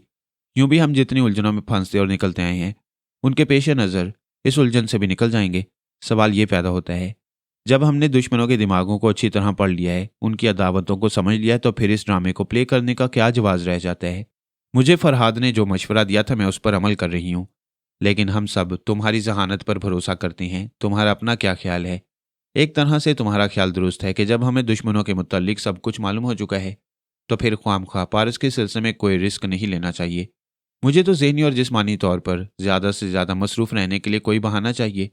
ये बहाना हाथ आ गया और मैं मसरूफ़ हो गई। अब तुम और फरहाद ये फैसला कर लो कि यह ड्रामा यहीं रोक दिया जाएगा और हमारे खिलाफ मंसूबे बनाने वालों को वैसे भी सबक सिखाया जा सकता है, तो मुझे कोई एतराज़ नहीं। फ़र्ज़ करो फरहाद ये ड्रामा प्ले करना चाहें, क्या तुम भी पारस के लिए ये खतरा मोल लेना चाहोगी? रसवंती जब पारस इस दुनिया में नहीं आया था तब ही ये उसका मुकद्दर बन गया था। माँ भी टेलीपैथी जानने वाली, बाप भी टेलीपैथी जानने वाला। ऐसे में औलाद हमेशा दुश्मनों की नज़रों में खटकती रहेगी। वो उस औलाद को माँ बाप की कमज़ोरी बनाते रहने की साजिश करते रहेंगे। बेशक आज ये ड्रामा प्ले ना करो, मैं तुम्हारी हमायत करती हूँ, लेकिन ये बात गिरह में बांध लो कि पारस को पाल पोस कर जवान करने तक तुम्हें ऐसे ऐसे आजमाइशी मरहलों से गुजरना पड़ेगा जहाँ ममता कदम कदम पर हारती भी रहती है और जीतने का ढंग भी सीखती रहती है। तुम्हें अभी बहुत कुछ सीखना है। रसवंती बड़ी हौसले वाली थी। जिंदगी में कितने ही सबर आजमा मरहलों से गुजर चुकी थी, लेकिन एक माँ थी और माँ अपनी औलाद के लिए कोई खतरा मोल लेना नहीं चाहती। वो मेरे पास आ गई। मैंने फौरन ही आंखें खोल दी, खाली खाली नज़रों से कमरे को देखने लगा। वाइस्तगी से बोली, मैं हूँ। हाँ बोलो, कोई परेशानी तो नहीं? वह तमाम हालात बताने लगी। सोनिया ने जितने ममालिक और ख़तरनाक तंजीमों के सरबराहों से गुफ्तगू की थी और रसवंती ने ख्याल ख्वानी के जरिए उनके जो मजमूम इरादे पड़े थे वो सब तफसील से बयान करने लगी। इस दौरान मैं अपने कमरे का जायजा ले रहा था। दूर एक सोफे पर हदीका बैठी हुई थी। चादर के घूंघट से पता नहीं चल रहा था कि वो मुझे देख रही है या नहीं। वो गुमसुम थी। मैंने सोचा पहले रसवंती से बातें हो जाएं, फिर उसे मुखातिब करूंगा। तमाम बातें सुनने के बाद मैंने कहा, तुम पारस के लिए डर रही हो, चलो ये खेल ख़त्म करो। अब जो लोग वहां आना चाहते हैं और साजिशें करना चाहते हैं उनसे किस तरह निपटना चाहिए ये सोनिया से मशवरा कर लो। मैं थोड़ी देर बाद तुम्हारे पास आऊंगा। वो मेरे पास से चली गई। मैंने हदीका की तरफ देखकर हौले से आवाज़ दी, मगर वो गुमसुम बैठी रही। मैं उठकर बैठ गया, उसे देखने लगा। वो मुझसे दूर थी और मैं सोच रहा था, क्या मेरी नींद से पहले वो मेरे करीब थी? एक अंधे से पूछा जाए कि उसने क्या पाया और क्या खोया, तो उसने जो कुछ भी पाया हो वो महज एक ख्वाब की तरह याद रहेगा। मैंने उसके चेहरे को आंखों से नहीं देखा था, उंगलियों से छूकर महसूस किया था। उसकी आंखों पर हाथ रखने से वो बादामी भी लगी और गजाली भी। नाक सतवां थी और रुखसार आंच देते थे। उसकी ठोड़ी की सख्ती से उसके मजबूत इरादों का पता चलता था। पेशानी कुशादा थी। उसके बैजवी चेहरे के नकूश इंतहाई जाज़बे नजर होंगे, बशर्ते कि वो नजर आते हों। दुनिया में एक जॉन मिल्टन अंधा शायर था, मगर गजब की शायरी करता था। दूसरा अंधा मैं था जो उसे देखे बगैर शायरी कर रहा था। मैं बिस्तर से उठकर उसके पास आया, हौले से आवाज़ दी, हदीका। मुझे जवाब मिल ही नहीं सकता था। ख्वाह वो जाग रही हो या सो रही हो। मैं उसके करीब झुक गया, कान लगाकर सुनने लगा। गहरी गहरी सांसों की आवाज़ सुनाई दे रही थी। वो सो रही थी। उस वक्त दिन के 10 बज चुके थे। जब वो बाथरूम में गई थी तो सुबह के 5 बजे थे। उसने बाथरूम से आकर मुझे नींद की हालत में देखा होगा। मेरी बेदारी तक इंतजार करने के लिए सोफे पर बैठ गई होगी, लेकिन खुद थकन से इतनी चूर होगी कि वहीं बैठे बैठे सो गई। मैंने बड़ी मुलायमत से अपना हाथ उसके हाथ पर रख दिया। अब उसे बेदार हो जाना चाहिए था। वो एक मुजाहिदा थी, हमेशा चौकन्नी रहने की आदी थी। यूं भी जो जागता हुआ जहन रखते हैं वो गहरी नींद के बावजूद हल्की सी आहट पर चौंक जाते हैं, लेकिन वो टस से मस न हुई, उसी तरह सोती रही। मैंने कहा, चलो बिस्तर पर आराम से सो जाओ। वो चुप रही। मैं ये मानने के लिए तैयार नहीं था कि वो सो रही है। मैंने अनजान बनकर कहा, तुम्हारे जवाब ना देने का मतलब ये हुआ कि गहरी नींद में हो, लिहाजा मैं तुम्हें बाजू में उठा कर ले जाऊंगा। वो उसी तरह सोफे पर बेहिस हरकत बैठी रही। यानी उसे इस बात का डर नहीं था कि मैं बाजू में उठाऊंगा तो बेनकाब हो जाएगी। मुझ पर बड़ा एतमाद था। उसका दिल कह रहा होगा कि जब संभालने वाला मुझे संभाल सकता है तो मेरे नकाब को भी संभाल सकता है। मैंने उसे बाजू में उठा लिया, सोफे के पास से चलता हुआ बिस्तर के पास आया, फिर उसे आराम से लिटा दिया। वो उसी तरह चादर में छुपी हुई थी। उसी वक्त दस्तक सुनाई दी। मैंने पलटकर दरवाजे की तरफ देखा, फिर उसे बिस्तर पर छोड़कर दरवाजे के पास आया। मुझे अपने पीछे आहट सुनाई दी। मैंने पलटकर देखा, वो उठकर बैठ गई थी और अब खड़ी हो गई थी, चादर को संभाल रही थी। मैं मुस्कुराए बगैर न रह सका। फिर मैंने दरवाजे को खोल दिया। वहां चंद मुजाहिदीन खड़े हुए थे। उनके पीछे सी सरपंच और उसके कुछ मुसल्ला आदमी थे। एक नौजवान ने कहा, हम यहाँ से 2 ट्रक माल ले गए थे, वो तमाम माल हमने खुफिया अड्डे में छुपा दिया है। वहां से ये मुजाहिदीन हदीका से मिलने आए हैं। उनमें 2 नए मुजाहिद थे। मैंने उनसे गुफ्तगू की, उनके दिमागों को पढ़ा, फिर उनसे कहा, कमरे के अंदर आकर बातें कर सकती हैं। वो अंदर आ गए। सी सरपंच ने कहा, जनाब, हम सुबह से आपका इंतजार कर रहे हैं। मैंने कुछ खाने पीने का एहतमाम किया है, उसी बहाने मेरे बीवी बच्चे भी आपसे मिल लेंगे। मैंने मुस्कुरा कर कहा, मुझे तुम्हारे बीवी बच्चों के साथ बैठकर खाने में बड़ी खुशी हासिल होगी। मैं अभी हदीका के साथ चलूंगा। वो चला गया। मैंने सोचा, ये मुजाहिदीन खास तौर पर हदीका से मिलने क्यों आए हैं। ये मालूम करने के लिए मैंने फिर उनके दिमागों में झांकना शुरू किया। हर पहलू से उनके दिमागों को कुरीदा तो पता चला वो एक निहायत ही अहम मिशन पर जा रहे हैं। उसके लिए हदीका का जाना लाजमी है। मुजाहिदीन के दरमियान कुरानदाजी में 5 मर्दों और 2 औरतों का नाम निकला था। उन औरतों में एक नाम हदीका का था। उस खुफिया मिशन की तफसील कुछ यूं है कि इसराइल में ऐसे मुजाहिदीन जो आज़ादी की जद्दोजहद में बड़ी अहमियत रखते हैं, वो वहाँ की जेलों में थे। उनको रिहा कराने के लिए वो बैरूत में इसराइल के एक अहम ऑफिसर को गिरफ्तार करके कैदी बनाना चाहते थे और उसके एवज अपने उन मुजाहिदीन को रिहा कराना चाहते थे। वो ऑफिसर इसराइल की सीक्रेट सर्विस से ताल्लुक़ रखता था और यहाँ लैला और अफसारा की रहनुमाई के लिए बैरूत आया था। क्योंकि लैला पहली बार किसी मिशन पर इसराइल से बाहर निकली थी, इसलिए उसके लिए एक तजुर्बाकार ऑफिसर की ज़रूरत थी और वह तजुर्बाकार ऑफिसर वही था जिसे मुजाहिदीन अपना कैदी बनाना चाहते थे। उनके मंसूबे में ये बात भी शामिल थी कि किसी वजह से वो ऑफिसर गिरफ्त में न आए तो लैला को हिरासत में रखकर उसके बदले में अपने साथियों को रहा कराया जाए। मैं कमरे में आ गया। हदीका एक मेज़ पर झुकी कागज़ पर कुछ लिख रही थी। थोड़ी देर बाद उसने सर उठाकर देखा, फिर वो कागज़ मेरी तरफ बढ़ा दिया। उसमें लिखा था, मेरे फरहाद, कल से पहले तुम मेरे लिए सिर्फ एक मोहसिन थे, फिर दोस्त बन गए, उसके बाद हम नफ्स बन गए। मेरा दिल मचल मचल कर कह रहा है, मैं तुम्हें एक लम्हे के लिए भी ना छोड़ूं। अब तो आखिरी सांस तक तुम्हारे साय में रहकर इस दुनिया को देखते रहने को जी चाहता है, लेकिन फ़राइज़ मजबूर करते हैं। हम मुजाहिदीन का अहद है कि किसी अहम मुहिम पर रवाना होने के लिए कुरानदाजी में जिसका नाम निकलेगा वो अपने वालिदैन को, अपने शौहर को, अपने बीवी बच्चों को छोड़कर सारी दुनिया से मुंह मोड़कर सिर्फ अपने मकसद की खातिर उस मुहिम पर रवाना हो जाएगा। आज यही वक्त मुझ पर आया है। पिछले 2-4 दिनों से मैं दुआएं मांगती थी कि किसी भी कुरानदाजी में मेरा नाम ना निकले, इसीलिए मैं आज़ादी से तुम्हारे पीछे साए की तरह लगी रहती थी। आज मैं ना चाहते हुए भी तुमसे बिछड़ रही हूँ। वैसे तुम सारा इज़िक को अच्छी तरह जानते हो। हम उसके साथ आने वाले एक बहुत बड़े ऑफिसर को गिरफ्तार करके अपनी कैद में रखना चाहती हैं। क्या इस सिलसिले में तुम हमारी मदद कर सकते हो? अगर मुमकिन हो तो फिर मेरी मुहिम आसान हो जाएगी और मैं जल्द ही तुम्हारे पास वापस आ जाऊंगी। मैंने कहा, हदीका ज़रा इंतज़ार करो, मैं अभी जवाब देता हूँ। मैं एक सोफे पर बैठ के लैला के पास पहुंच गया। वो होटल के कमरे में थी और उसका वही गाइड ऑफिसर उसे कह रहा था, तुम बहुत तेज़ भाग रही हो। क्या तुम समझती हो मेरे बगैर अपने रिकॉर्ड में नुमाया कारकर्दगी का इजाफा कर सकोगी? जो कुछ मैंने किया है क्या ये मेरे अपने कारनामे नहीं है? वो गुस्से से बोला, हाँ, तुमने तन्हा अपनी कारकर्दगी दिखाने के लिए मुझे नज़रअंदाज किया। तुम्हारा फर्ज था कि मुझसे मशवरा लेती, उसके बाद उन अड्डों पर छापे मारती। मैं तुमसे मशवरा लेने कहाँ जाती? तुम पिछली रात से गायब हो, यकीनन कहीं नशे में मदहोश पड़े होगे। अगर मुझे तुम्हारा एड्रेस या फ़ोन नंबर मालूम होता तो ज़रूर राब्ता कायम करती। प्लीज़ मुझे डिस्टर्ब ना करो, रिपोर्ट तैयार करने दो। मैं खूब जानता हूँ तुम अपनी रिपोर्ट में यही लिखोगी कि मैं पिछली शाम से गायब था और तुमने तन्हा ये कारनामे अंजाम दिए हैं। मैं और क्या लिख सकती हूँ? अपनी रिपोर्ट में ज़रा सी तब्दीली करो, उसमें मेरे नाम का भी इजाफा करो। हम दोनों ने मिलकर यह कारनामा अंजाम दिया और मुझे बताओ कि तुम्हें उन चारों अड्डों के मुतल्लिक कैसे इल्म हुआ? किसने मुखबरी की? तुम वहां तक कैसे पहुंची? मैं रिपोर्ट तैयार कर रही हूँ, उसमें तमाम सवालात का तफसीली जवाब मौजूद है, उसे पढ़ लेना।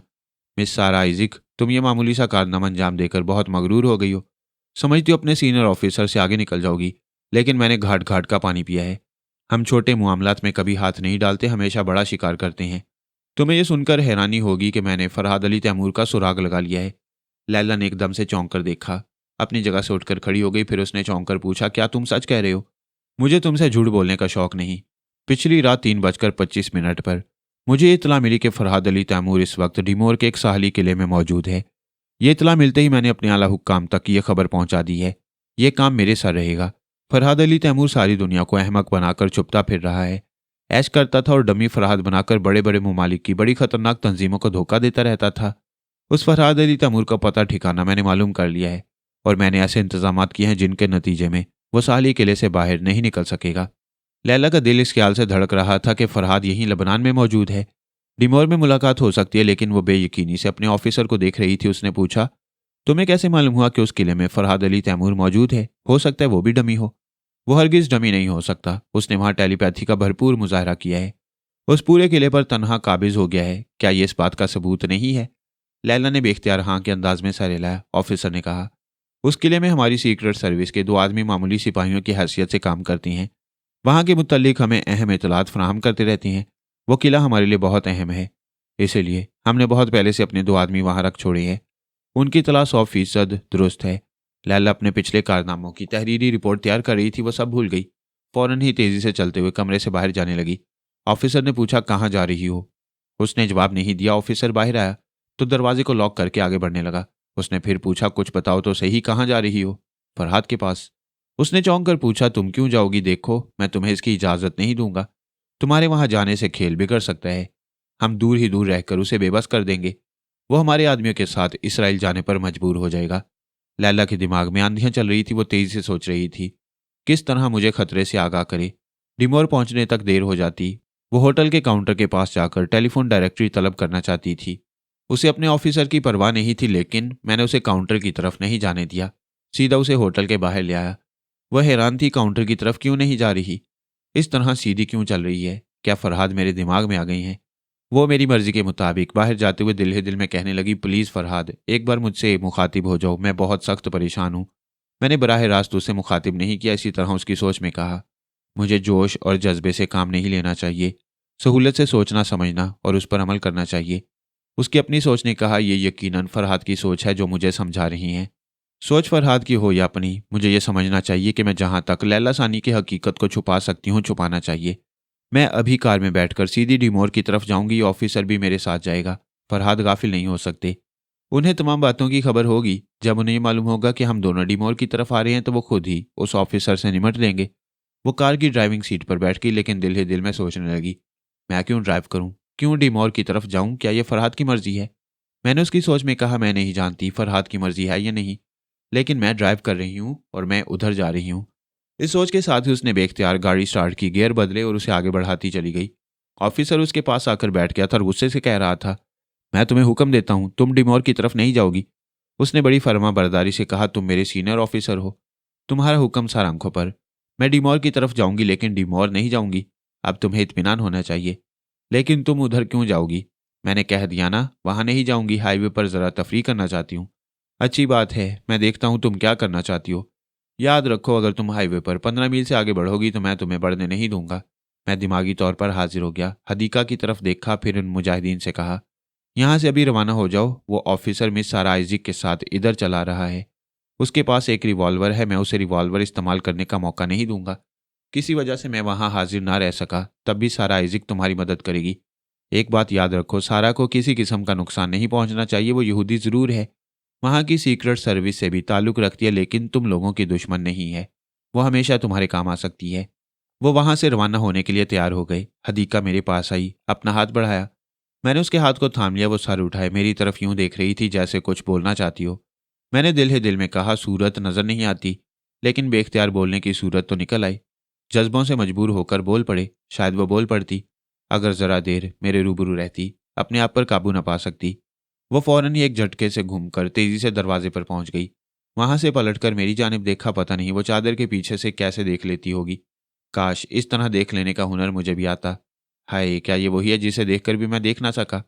क्या तकदीर फिर ऐसे लम्हात से गुजारेगी जब मैं उसे तमाम जज्बा असर के लिए पाऊंगा, मगर एक नज़र के लिए।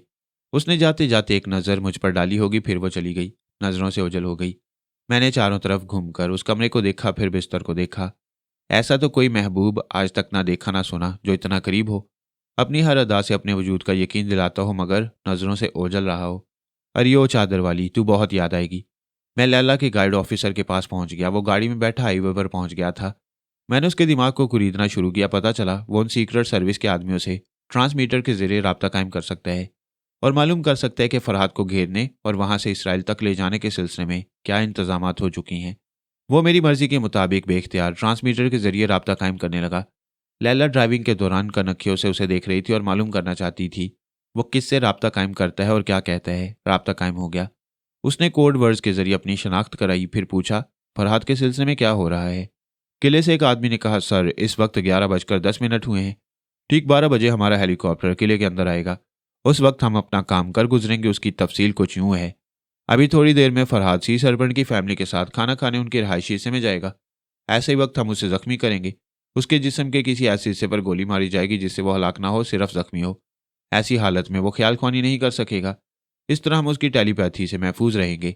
गाइड ऑफिसर ने कहा, वेरी गुड, बहुत अच्छा आइडिया है, आगे बोलो।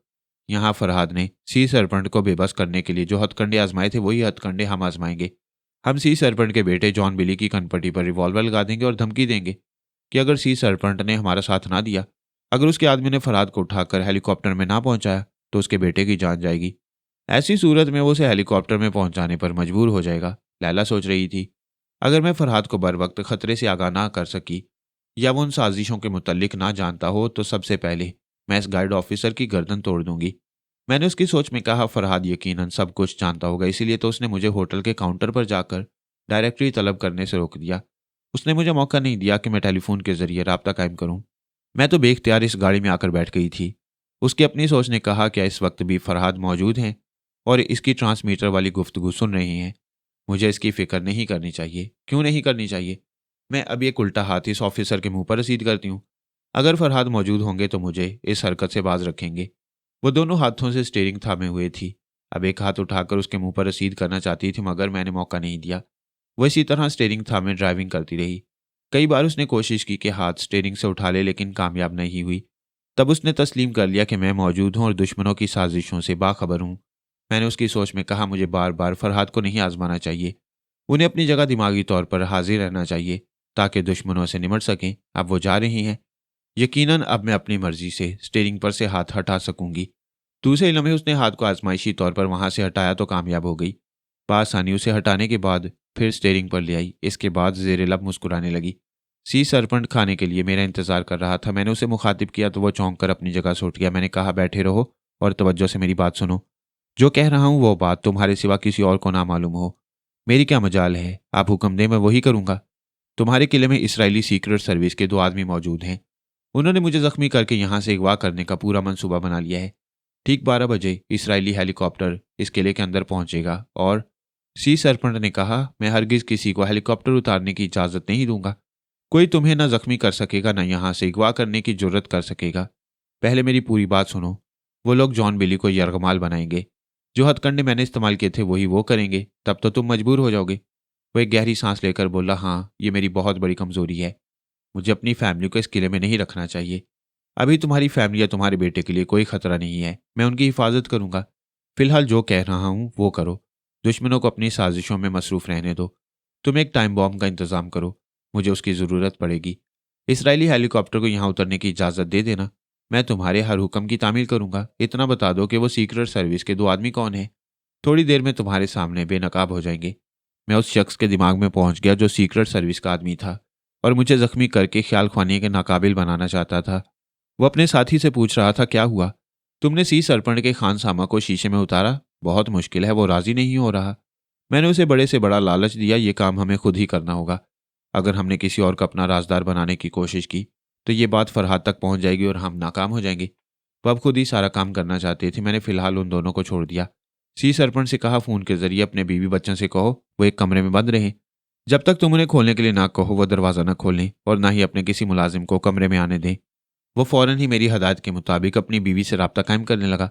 उसी वक्त मैंने अपने दिमाग में रसवंती को महसूस किया। वो कह रही थी, फरहाद, सोनिया के दिमाग में पहुंचो, कुछ ज़रूरी बातें करनी है। मैं सोनिया के पास पहुंच गया। रसवंती ने पूछा, क्या यह दुरुस्त है कि तुम दुनिया वालों के सामने तकरीबन जाहिर हो चुके हो? यह खबर गश्त कर रही है कि तुम लबनान के एक साली इलाके में हो। हाँ, मैं जाहिर हो चुका हूँ। फ़लस्तीनी मुजाहिदीन के साथ एक मुहिम के दौरान उस किले के मालिक सी सरपंच के सामने जाहिर हो गया था। वो किला ऐसा है जहाँ इसराइली सीक्रेट सर्विस के 2 आदमी बरसों से रहते आए हैं। उनके अलावा भी ना जाने कितनी खतरनाक तंजीमों के मुजरिम, स्मगलर और ब्लैकमेलर यहाँ मुख्तलिफ रूप में रहते आ रहे होंगे। ये किला इस साहली इलाके में बड़ी अहमियत का हामिल है। जब सी सरपंच ने मुझे फरहाद की हैसियत से पहचान लिया तो उस वक्त मैं सोच भी नहीं सकता था कि ये बात इतनी जल्दी दूर दूर तक पहुंच जाएगी। सोनिया ने कहा, पहुंच चुकी है। रसवंती जहां जहां से टेलीपैथी के जरिए मालूमात हासिल कर सकती है वहां से यही मालूम हो रहा है कि फरहाद लबनान के एक साली किले पर कब्जा जमाए बैठा है। तुम यकीनन इसराइली सीक्रेट सर्विस के आदमियों तक पहुंच गए होगे। अब ये देखो कि सुपर मास्टर क्या कर रहा है। मैं अभी मालूम कर लूंगा। क्या रसवंती ने मास्क मैन के इरादे मालूम किए हैं? वो बोली, मास्क मैन के दिमाग में हम तुम नहीं पहुंच सकते, लेकिन वो बेखबर नहीं होगा। उसे बहुत पहले मालूम हो चुका होगा कि तुम कहाँ मौजूद हो। ये तमाम लोग तुम्हारे इस किले को चारों तरफ से घेरने की कोशिश कर रहे होंगे। मैं सुपर मास्टर के दिमाग में पहुंच गया। ये बात मालूम हुई कि वो पहले ही इस किले को घेरने के लिए एक बहरी जंगी जहाज रवाना कर चुका है और वो अब तक उस किले के करीब समुद्री हिस्से में पहुंच चुका है। मैंने सी सरपंच से कहा, अपने कंट्रोल रूम वालों से पूछो क्या समुद्र में कोई जंगी बहरी जहाज नजर आ रहा है। सी सरपंच ने मेरी हदायत पर अमल किया। थोड़ी देर बाद कंट्रोल रूम से जवाब मिला, जी हाँ, बहुत दूर एक जहाज नजर आ रहा है और वो इसी तरफ चला आ रहा है। सी सरपंच ने मुझे मुखातिब करते हुए कहा, फरहाद साहब, किले के मुख्तलिफ हिस्सों से भी ये रिपोर्ट मिल रही है कि बाहर साहली इलाके पर फौजी ट्रक और दूसरी गाड़ियां नजर आ रही हैं।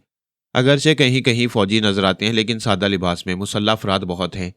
पता नहीं चल रहा कि ये कौन लोग हैं, किस मुल्क से ताल्लुक़ रखते हैं, किस मलेशिया, किस गिरोह या किस खतरनाक तंजीम की तरफ से आए हैं।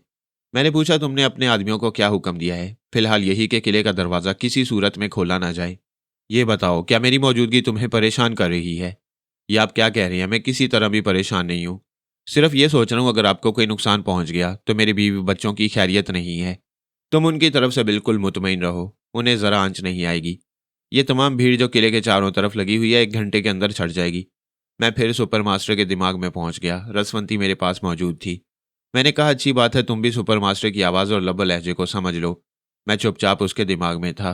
वो जंगी बहरी जहाज़ के कप्तान से बातें कर रहा था। उसे कह रहा था, जैसा कि मैं कह चुका हूं, तुमसे सिर्फ मैं गुफ्तगू करूंगा, क्योंकि फरहाद और रसवंती कभी मेरे दिमाग तक नहीं पहुंच सकते। लिहाजा तुम मुझसे गुफ्तगू करोगे, बाकी वक्त गूंगे बने रहोगे। इस बहरी जहाज़ का सिर्फ एक शख्स बातें करेगा और वही सिग्नल के जरिए किले वालों को मुखातिब करेगा।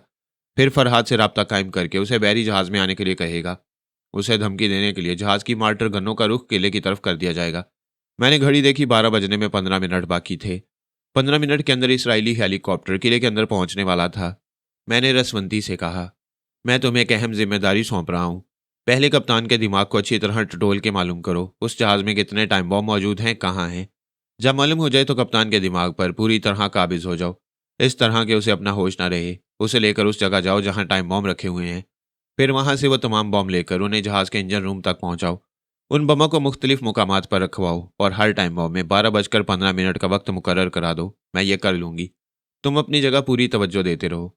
मैं उस सीक्रेट सर्विस के एजेंट के पास पहुंच गया। वो परेशान था कि मैं अब तक अपनी जगह से निकलकर सी सरपंच की रिहाइश के हिस्से की तरफ क्यों नहीं जा रहा हूँ। वो मालूम करने के लिए उस हॉलनुमा कमरे में आया जहाँ सरपंच अपने आदमियों के साथ बैठा हुआ मेरा इंतजार कर रहा था। मैं अपने कमरे से बाहर आ गया। मुझे देखते ही सीक्रेट सर्विस ने रिवॉल्वर के दस्ते पर अपनी गिरफ्त मजबूत की। मैंने कहा, हाँ हाँ, रिवॉल्वर निकालो और मुझे जख्मी करो, मैं इसीलिए आया हूँ ताकि ख्याल खुआनी के काबिल न रहूँ। वो बौखला गया। उसने फौरन ही संभल कर रिवॉल्वर का निशाना लेना चाहा। उस वक्त तक मैं उसके दिमाग पर काबिज हो चुका था। वो रिवॉल्वर का रुख मेरी तरफ करना चाहता था, लेकिन उसकी नाल उसी की तरफ घूम जाती थी। वो घबरा रहा था, परेशान हो रहा था। मैंने कहा, क्या करोगे, मजबूरी है, वो रिवॉल्वर तुम्हारा ही निशाना लेना चाहता है। बोलो, मरना चाहते हो या सिर्फ जख्मी होना चाहते हो। वो गिड़गिड़ाने लगा, मुआफ़ी मांगने लगा। मैंने कहा, मुआफ़ी का वक्त गुजर चुका है। वो देखो, हेलीकॉप्टर की आवाज़ सुनाई दे रही है। मुझे ले जाने वाले आ गए हैं। वो तुम्हें ले जाएंगे, चलो अपनी एक रान में गोली मारो। उसने मेरी हदायत के मुताबिक अपनी रान का निशाना लिया। दूसरे ही लम्हे चीख मार कर गिर पड़ा। फर्श पर तड़पने लगा। उसके हाथ से रिवॉल्वर छूट गया था। सी सरपंच ने उस रिवॉल्वर को उठाकर कहा, कमीने नमक हराम, तुम मेरे ही किले में रहकर मेरे खिलाफ जासूसी करते रहे। अब तुम्हारी मौत बड़ी इबरतनाक होगी। मैंने सी सरपंच से कहा, इस पर नजर रखो, मैं इसके दूसरे साथी को ला रहा हूँ। उसका दूसरा साथी दौड़ता हुआ उसी तरफ आने लगा, क्योंकि टेलीपैथी उसे दौड़ा रही थी। वह कमरे में पहुंचते ही हाँफते हुए रिवॉल्वर निकालकर कहने लगा, मिस्टर सरपंच, मैं वही आदमी हूँ जब ही जॉन बिली को रिवॉल्वर के निशाने पर रखकर फरहाद को यहाँ से ले जाना चाहता था। ये रिवॉल्वर लीजिए और वह टाइम बॉम्ब मेरी जेब में रख दीजिए। सी सरपंच ने टाइम बॉम्ब निकालते हुए पूछा, कौन सा वक्त मुकर्रर करूं? उसने कहा, 12:05। वही वक्त मुकर्रर करके सी सरपंच ने टाइम बॉम्ब को उसकी जेब में रख दिया। वो अपनी जेब थपथपाकर खुश होते हुए बोला, मैं बड़े मजे की मौत मरूंगा। मेरे इस जख्मी साथी को उठवाकर हेलीकॉप्टर के अंदर पहुंचा दें ताकि ये मालूम हो जाए कि फरहाद को ले जाया जा रहा है। यही किया गया। उस जख्मी को उठाकर हेलीकॉप्टर के अंदर पहुंचा दिया गया। सी सरपंच की हदायत के मुताबिक किसी ने हेलीकॉप्टर को अंदर आने से नहीं रोका। उसका पायलट जख्मी फरहाद अली तैमूर का इंतजार कर रहा था। जब एक जख्मी को वहां पहुंचा दिया गया और सीक्रेट सर्विस का एक एजेंट भी उसे नजर आया तो वो मुतमईन हो गया। उसे अच्छी तरह ताकीद की गई थी कि फरहाद अली तैमूर को देख समझ कर लाए। चुनाचे हेलीकॉप्टर की परवाज से पहले उसने एजेंट से कहा, मुझे तुम पर एतमाद है, फिर भी मैं फरहाद की सूरत देखना चाहता हूँ। जिसकी जेब में टाइम बम रखा हुआ था उसने रिवॉल्वर का रुख पायलट की तरफ करते हुए कहा, मुझ पर भरोसा करो और फौरन इसे उड़ा कर ले चलो, वरना हम मुसीबत में फंस जाएंगे। देर करोगे तो मैं तुम्हें गोली मार दूंगा और इस हेलीकॉप्टर को खुद ले जाऊंगा। पायलट ने उसे घूर कर देखा, फिर वहां से परवाज कर गया। मैं हॉलनुमा कमरे में बैठा हुआ था। सी सरपंच वगैरह बाहर हेलीकॉप्टर को परवाज करता देख रहे थे। वह सब दौड़ते हुए छतों पर पहुंच गए। अब हेलीकॉप्टर समुद्री हिस्से पर परवाज कर रहा था। उसे जंगी बहरी जहाज वाले भी देख रहे होंगे। वह हेलीकॉप्टर उनकी नजरों में भी होगा, जो किले को खुशकी के रास्ते चारों तरफ से घेर रहे थे। सी सरपंच बार बार अपनी घड़ी देख रहा था। ठीक 12:05 पर एक जबरदस्त धमाके की आवाज हुई और हेलीकॉप्टर के परखच्चे उड़ गए। वह टुकड़े होकर समुद्र की गोद में जा रहा था। मैं फौरन ही बहरी जहाज के कप्तान के दिमाग में पहुंच गया। वह दूरबीन आंखों से लगाकर हेलीकॉप्टर का अंजाम देख रहा था। कप्तान के दिमाग ने बताया कि वो भी थोड़ी देर पहले जाने कैसे चंद लम्हों के लिए गायब दिमाग हो गया था। ऐसा क्यों हुआ ये उसकी समझ में नहीं आ रहा था। वो सोच रहा था कि अपनी कैफियत का इजहार सुपर मास्टर के सामने करे, क्या उससे राब्ता कायम करे, और रसवंती उसे ऐसा करने से रोक रही थी। उसने मेरी हदायत के मुताबिक अपना काम अंजाम दे दिया। 6 अदद टाइम बॉम्ब बहरी जहाज के निचले हिस्से में, जहां उसका भारी भरकम इंजन काम कर रहा था, वहीं उन्हें मुख्तलिफ मुकामात पर रखवा दिया था और उनकी ब्लास्टिंग के लिए 12:15 का वक्त मुकर्रर कर दिया था। मैंने रसवंती से कहा, तुमने अपना काम बखैर खूबी अंजाम दिया है। अभी 10 मिनट तक उसके दिमाग में रहना होगा। धमाका होते ही तुम्हारा काम खत्म हो जाएगा। तुम मेरी फिक्र न करो, अपनी जगह मौजूद रहकर अपना ख्याल रखो। मैंने सी सरपंच के पास पहुंचकर कहा, तुम किले के उन बड़े दरवाजों की तरफ स्पीकर के जरिए अपनी आवाज़ सुनाओ और वहां घेरा डालने वालों से कहो, अभी उन्होंने एक हेलीकॉप्टर की तबाही देखी है। चंद मिनट के बाद एक और धमाका सुनेंगे। अगर वो अपनी सलामती चाहते हैं तो फौरन यहाँ से कूच कर जाएं। सी सरपंच मेरी हदायत के मुताबिक माइक्रोफोन के पास गया और बुलंद आवाज से वही कहने लगा जो मैंने समझाया था। उसने यह ऐलान 2 बार किया। तीसरी बार मैंने उससे कहा, तुम उन लोगों को वार्निंग दो जो तुम्हारे किले के अंदर जासूसी कर रहे हैं। उसने माइक्रोफोन के जरिए कहा, मैं किले के अंदर अपने वफादारों और गद्दारों दोनों को मुखातिब कर रहा हूँ। उन्होंने देखा है कि यहाँ से मेरे वो 2 आदमी गए जो बरसों से मेरी वफादारी की कस्में खाते थे, लेकिन टेलीपैथी के जरिए उनका राज फाश हो गया। वो इसराइली एजेंट थे और फरहाद को यहाँ से ले जाना चाहते थे। उनका अंजाम तुम सब ने देख लिया। अब मैं बाकी गद्दारों को वार्निंग दे रहा हूँ। अगर उन्होंने खुद आकर यहाँ अपने आप को जाहिर ना किया तो फरहाद अली तैमूर उन्हें बेनकाब करना और उन्हें अजियतनाक सजाएं देना जानता है। ऐलान खत्म हुआ। ऐलान खत्म होते ही सी सरपंच एकदम से उछलकर फर्श पर गिर पड़ा। इतने जबरदस्त धमाके की आवाज समुद्र की तरफ से आई थी जैसे जलजला आ गया हो। समुद्र की लहरें जैसे सैकड़ों फुट ऊंची हो गई थी। टावर के कंट्रोल रूम से चीख चीख कर कहा जा रहा था। सी सरपंच को मुखातिब किया जा रहा था, सर, वो जंगी बहरी जहाज जो हमारी तरफ आ रहा था अचानक ही जबरदस्त धमाकों के साथ तबाह हो गया है। वो ऐसे पानी में गुम हो रहा है जैसे कभी मुकम्मल जहाज ना था। सिर्फ उसका कुछ हिस्सा दिखाई दे रहा है, अब वो भी डूबने वाला है। सी सरपंट फर्श पर बैठा थर थर कांप रहा था और खौफजदा नजरों से मुझे देख रहा था। उसकी सोच कह रही थी मेरे सामने कौन खड़ा हुआ है? क्या ये इंसान है? ये जल्जला है, तूफान है, ये ऐसा मलिकुल मौत है जो खामोशी से नहीं धमाकों के साथ आता है और इंसानियत साहब को तोड़ फोड़ कर रख देता है। मैं दुश्मनों के दिलों में यह दहशत बिठा चुका था कि फिजाई रास्तों से और बहरी रास्तों से आने वालों का क्या अंजाम हो सकता है। अब खुशकी के रास्ते से जो मुझे घेरने के लिए आए हुए थे, उनसे निमटना रह गया था और उनसे निमटने के कई जराए थे।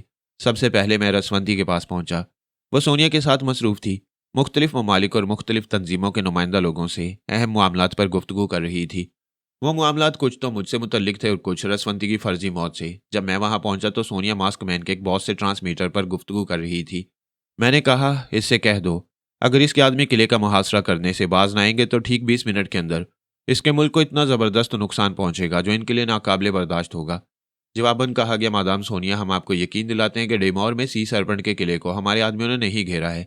सोनिया ने कहा, बैरोत में तुम्हारी तंजीम का जो बॉस है मुझे उसका नाम बताओ और उससे रब्ता कायम कराओ। मैं अभी मास्क मैन से इस सिलसिले में बात करता हूँ क्योंकि मुख्तलिफ ममालिक में हमारे जो बॉस हैं उनसे मेरा ज़ाती रब्ता नहीं है, ये मास्क मैन के ज़रिए ही करा सकता हूँ। Please wait a minute. थोड़ी देर के लिए खामोशी छा गई। इसके बाद फिर उसकी आवाज़ सुनाई दी। हमारे मास्क मैन का कहना है कि इन दिनों बेरोत में हमारा कोई बॉस नहीं। जब से खाना जंगी छिड़ी है उस वक्त से हमने अपने बॉस को वहाँ से हटा लिया है। अब तक वहाँ किसी की तकर्री नहीं हुई। मैं बाबा साहब के head of the department Sheikh Al Faras Ghulam Hussain अल बरकी के दिमाग में पहुँच गया। उन्हें मुखातिब किया तो वह हैरानी से बोले, फरहाद, क्या वाकई तुम हो? जी हाँ, मैं अभी अपने मुतल्लिक ज़्यादा गुफ्तगू नहीं कर सकता। आप फ़ौरन अपने इदारे के रिकॉर्ड रूम जाएं या वहीं से रिकॉर्ड रूम वालों से रब्ता कायम करें। मैं उनके दिमागों में पहुंच जाऊंगा। तुम क्या मालूम करना चाहती हो? मैं मास्क मैन, सुपर मास्टर और दूसरे ममालिक के अहम नुमाइंदों की आवाज़ें सुनना चाहता हूँ। आपके यहाँ तमाम आवाज़ों के कैसेट और उनसे मुतल्लिक दस्तावेजी फिल्में मौजूद हैं। शेख अल फारस ने फ़ोन के जरिए रिकॉर्ड रूम के इंचार्ज से रब्ता कायम किया, फिर उसे कहा, मिस्टर फरहाद अली तैमूर तुमसे रब्ता कायम करने वाले हैं। उनके हस्बे मंशा मालूमात फराहम करो। जी, बहुत अच्छा। मैंने उसके दिमाग में पहुंचकर कहा, मैं बेरौत के बॉस की आवाज़ सुनना चाहता हूँ। वो एक मेज़ के पास पहुंचा। वहाँ एक कुर्सी पर आराम से बैठकर उसने कंप्यूटर को हैंडल करने का एक इंस्ट्रूमेंट निकाला। फिर उसने सामने वाले स्क्रीन को ऑन कर दिया। इसके बाद इंस्ट्रूमेंट के जरिए मालूमात हासिल करने लगा। सामने स्क्रीन पर मालूमात फराहम हो रही थी। मैंने कहा, मैं तुम्हारे दिमाग के जरिए से पढ़ रहा हूँ। स्क्रीन पर लिखा हुआ था, लुइस मार्टिन अब से 1.5 बरस पहले बेरौत से जा चुका है। वो मास्कमैन की तंजीम के बॉस के ओहदे से सुबकदोश हो चुका था। रिकॉर्ड रूम के इंचार्ज ने इंस्ट्रूमेंट को फिर ऑपरेट किया। उसके मुताबिक कंप्यूटर बताने लगा। स्क्रीन पर तहरीर नमूदार होने लगी। वहां लिखा हुआ था, लुइस मार्टिन से ताल्लुक रखने वाली आवाज़ों का cassette room number 3 rack number 14 और लॉकर नंबर 9 में है। इंचार्ज ने कंप्यूटर को ऑफ किया, इंस्ट्रूमेंट को वहां रखा, फिर रूम नंबर 3 में पहुंचा। वहां रैक नंबर 14 के उस लॉकर में जिसका नंबर 9 था वो कैसेट रखा हुआ था। उसने लॉकर को खोलकर वो कैसेट निकाला, फिर एक रिकॉर्डर में रखकर उसे ऑन कर दिया। चंद लम्हों के बाद ही मुझे लुइस मार्टिन की आवाज़ सुनाई दी। वो अब से 1.5 बरस पहले बैरोत में मास्कमैन की तरफ से बॉस मुकर्रर किया गया था। वो कह रहा था, मैं सुन रहा था। फिर मैंने उसके लबो लहजे को पूरी तरह गिरफ्त में लेकर उसके दिमाग की तरफ छलांग लगाई। वो मुझे मिल गया। मैंने वापस आकर इंचार्ज से कहा, शुक्रिया, इसे बंद कर दो। मैंने लुइस मार्टिन के दिमाग को ट्रेस कर लिया। ज़रूरत होगी तो तुम्हारे पास आऊँगा। इंसानी दिमाग ख्वामख्वाह वो बातें नहीं सोचता जो हम सुनना चाहते हैं। उन्हें इस बात की तरफ माइल करना पड़ता है, तब मतलूबा सोच का सिलसिला शुरू होता है। जब इस सिलसिले की पहली कड़ी मिली तो लुइस मार्टिन के दिमाग ने उसी के मुताबिक बताना शुरू किया। वह वाकई 1.5 बरस पहले बॉस के ओहदे से सुबकदोश कर दिया गया था। उसे किसी भी मुल्क में जाकर एक पुरअमन शहरी की तरह खामोश जिंदगी गुजारने की हदायत की गई थी, क्योंकि लबनान में खाना जंगी की इब्तदा में मास्कमैन की तरफ से बड़े ममालिक के सरबराहों और ख़तरनाक तंजीमों तक खुफिया तौर पर यह बात पहुंचा दी गई थी कि मास्कमैन या उसका कोई आदमी वहां की खाना जंगी में कोई रोल अदा नहीं करेगा। लेकिन वो ऐसा कर रहे थे। वो लबनान के मुतहारिब गिरोहों में मुख्तलिफ सूरतों में घुसे हुए थे। सुन्नी मलेशिया में सुन्नी बनकर, शिया मलेशिया में शिया बनकर और मारूनी और गैर मारूनी ईसाइयों में उनके भाई और हमदर्द बने हुए थे। लेकिन ये तमाम तकरीबी कार्रवाइयाँ वो मास्कमैन की तंजीम के नाम से नहीं कर रहे थे। इस तंजीम के तमाम अफराद लबनान से या तो जा चुके थे या दूर उफ्तादा देहातों में पुरअमन बाशिंदों की तरह जिंदगी गुजार रहे थे। जो लोग ये काम कर रहे थे वो बिल्कुल नए थे और उनके लीडर का नाम, पता ठिकाना लुइस मार्टिन को नहीं मालूम था।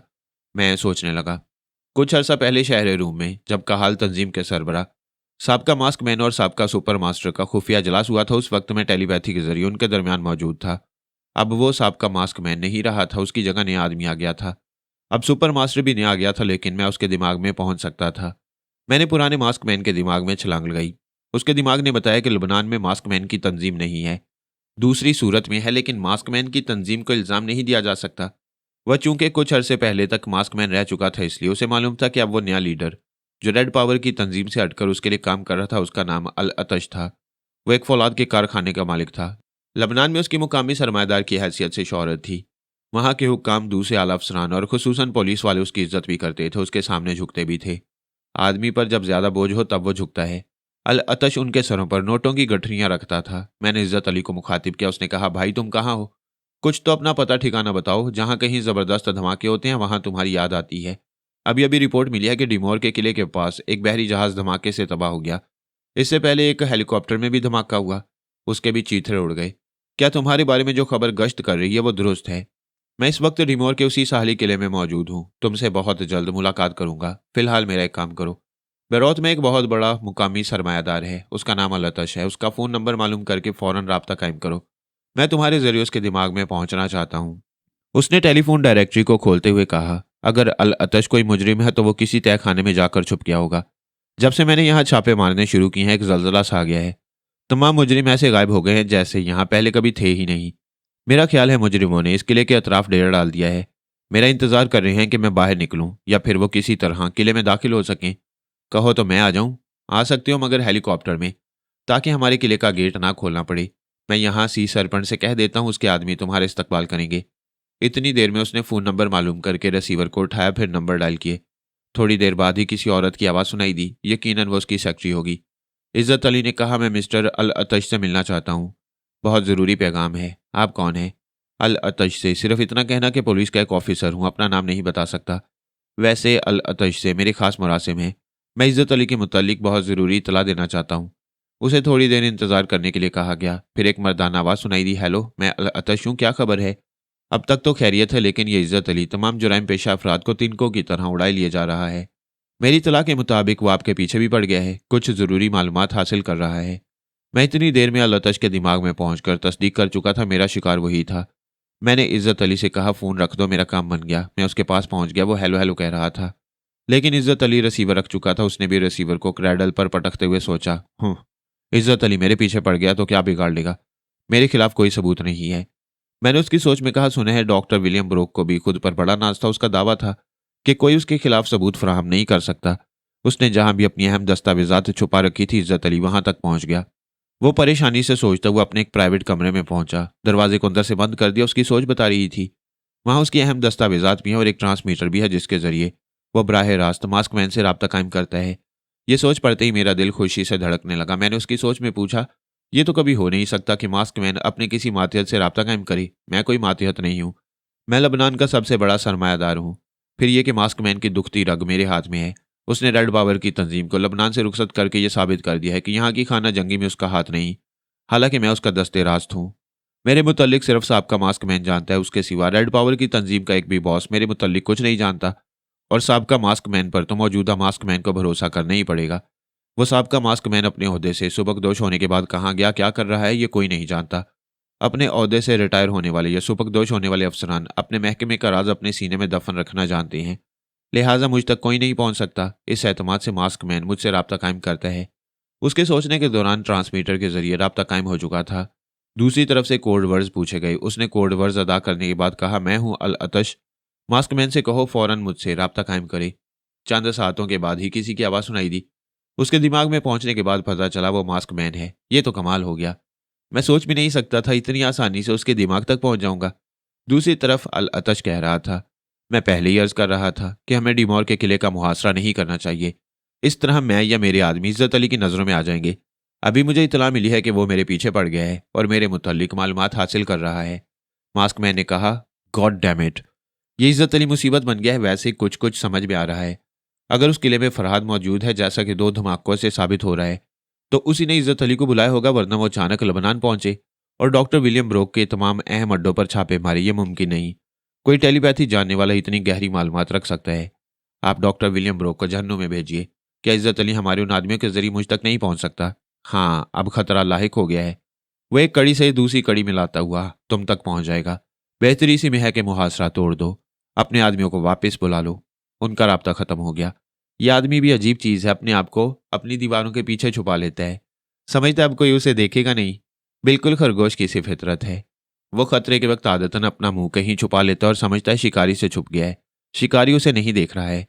बुज़दिल लोग खतरे के वक्त जाने क्यों आंखें बंद कर लेते हैं, समझते हैं आंखें बंद करके वो किसी को नहीं देख रहे हैं, इसलिए खतरात भी उन्हें नहीं देख रहे। गुनाहगार गुनाह करते वक्त सोचते हैं दरवाजे बंद हैं, खिड़कियां बंद हैं, चारों तरफ अंधेरा है, खुदा भी नहीं देख रहा। वो अपनी हमाकत को बड़े यकीन के साथ जहानत समझते हैं और खुदा उन्हें समझाता है, तुम मुझसे कहाँ छुपोगे, तुम्हें तो मच्छर भी अंधेरे में ढूंढ लेते हैं। इंसान इंसान से इसलिए नहीं छुप सकता कि अल्लाह ताला ने उसे अलूम का समुंदर दिया है। दुनिया जहान की जहानत उसके हिस्से में आई है। वो किसी न किसी हुनर से खुफिया बातें मालूम कर लेता है। वो खलाई डॉक्टरों में बैठे तब भी स्क्रीन पर नजर आएगा। जमीन की तह में चला जाए तब भी उसे ढूंढा जा सकता है। इल्म की इंतहा टेलीपैथी नहीं है। जाने इंसान अभी और कितने अलूम हासिल करेगा जो हैरत ज़दा कर देने के लिए काफ़ी होंगे। दुनिया का हर इल्म छुपे हुए खजानों को, छुपी हुई जहानत को और छुपे हुए इंसानों को नुमाया करने के लिए होता है। आखिर मास्क मैन भी बेनकाब हो गया, लेकिन मैंने उसको मुखातिब नहीं किया।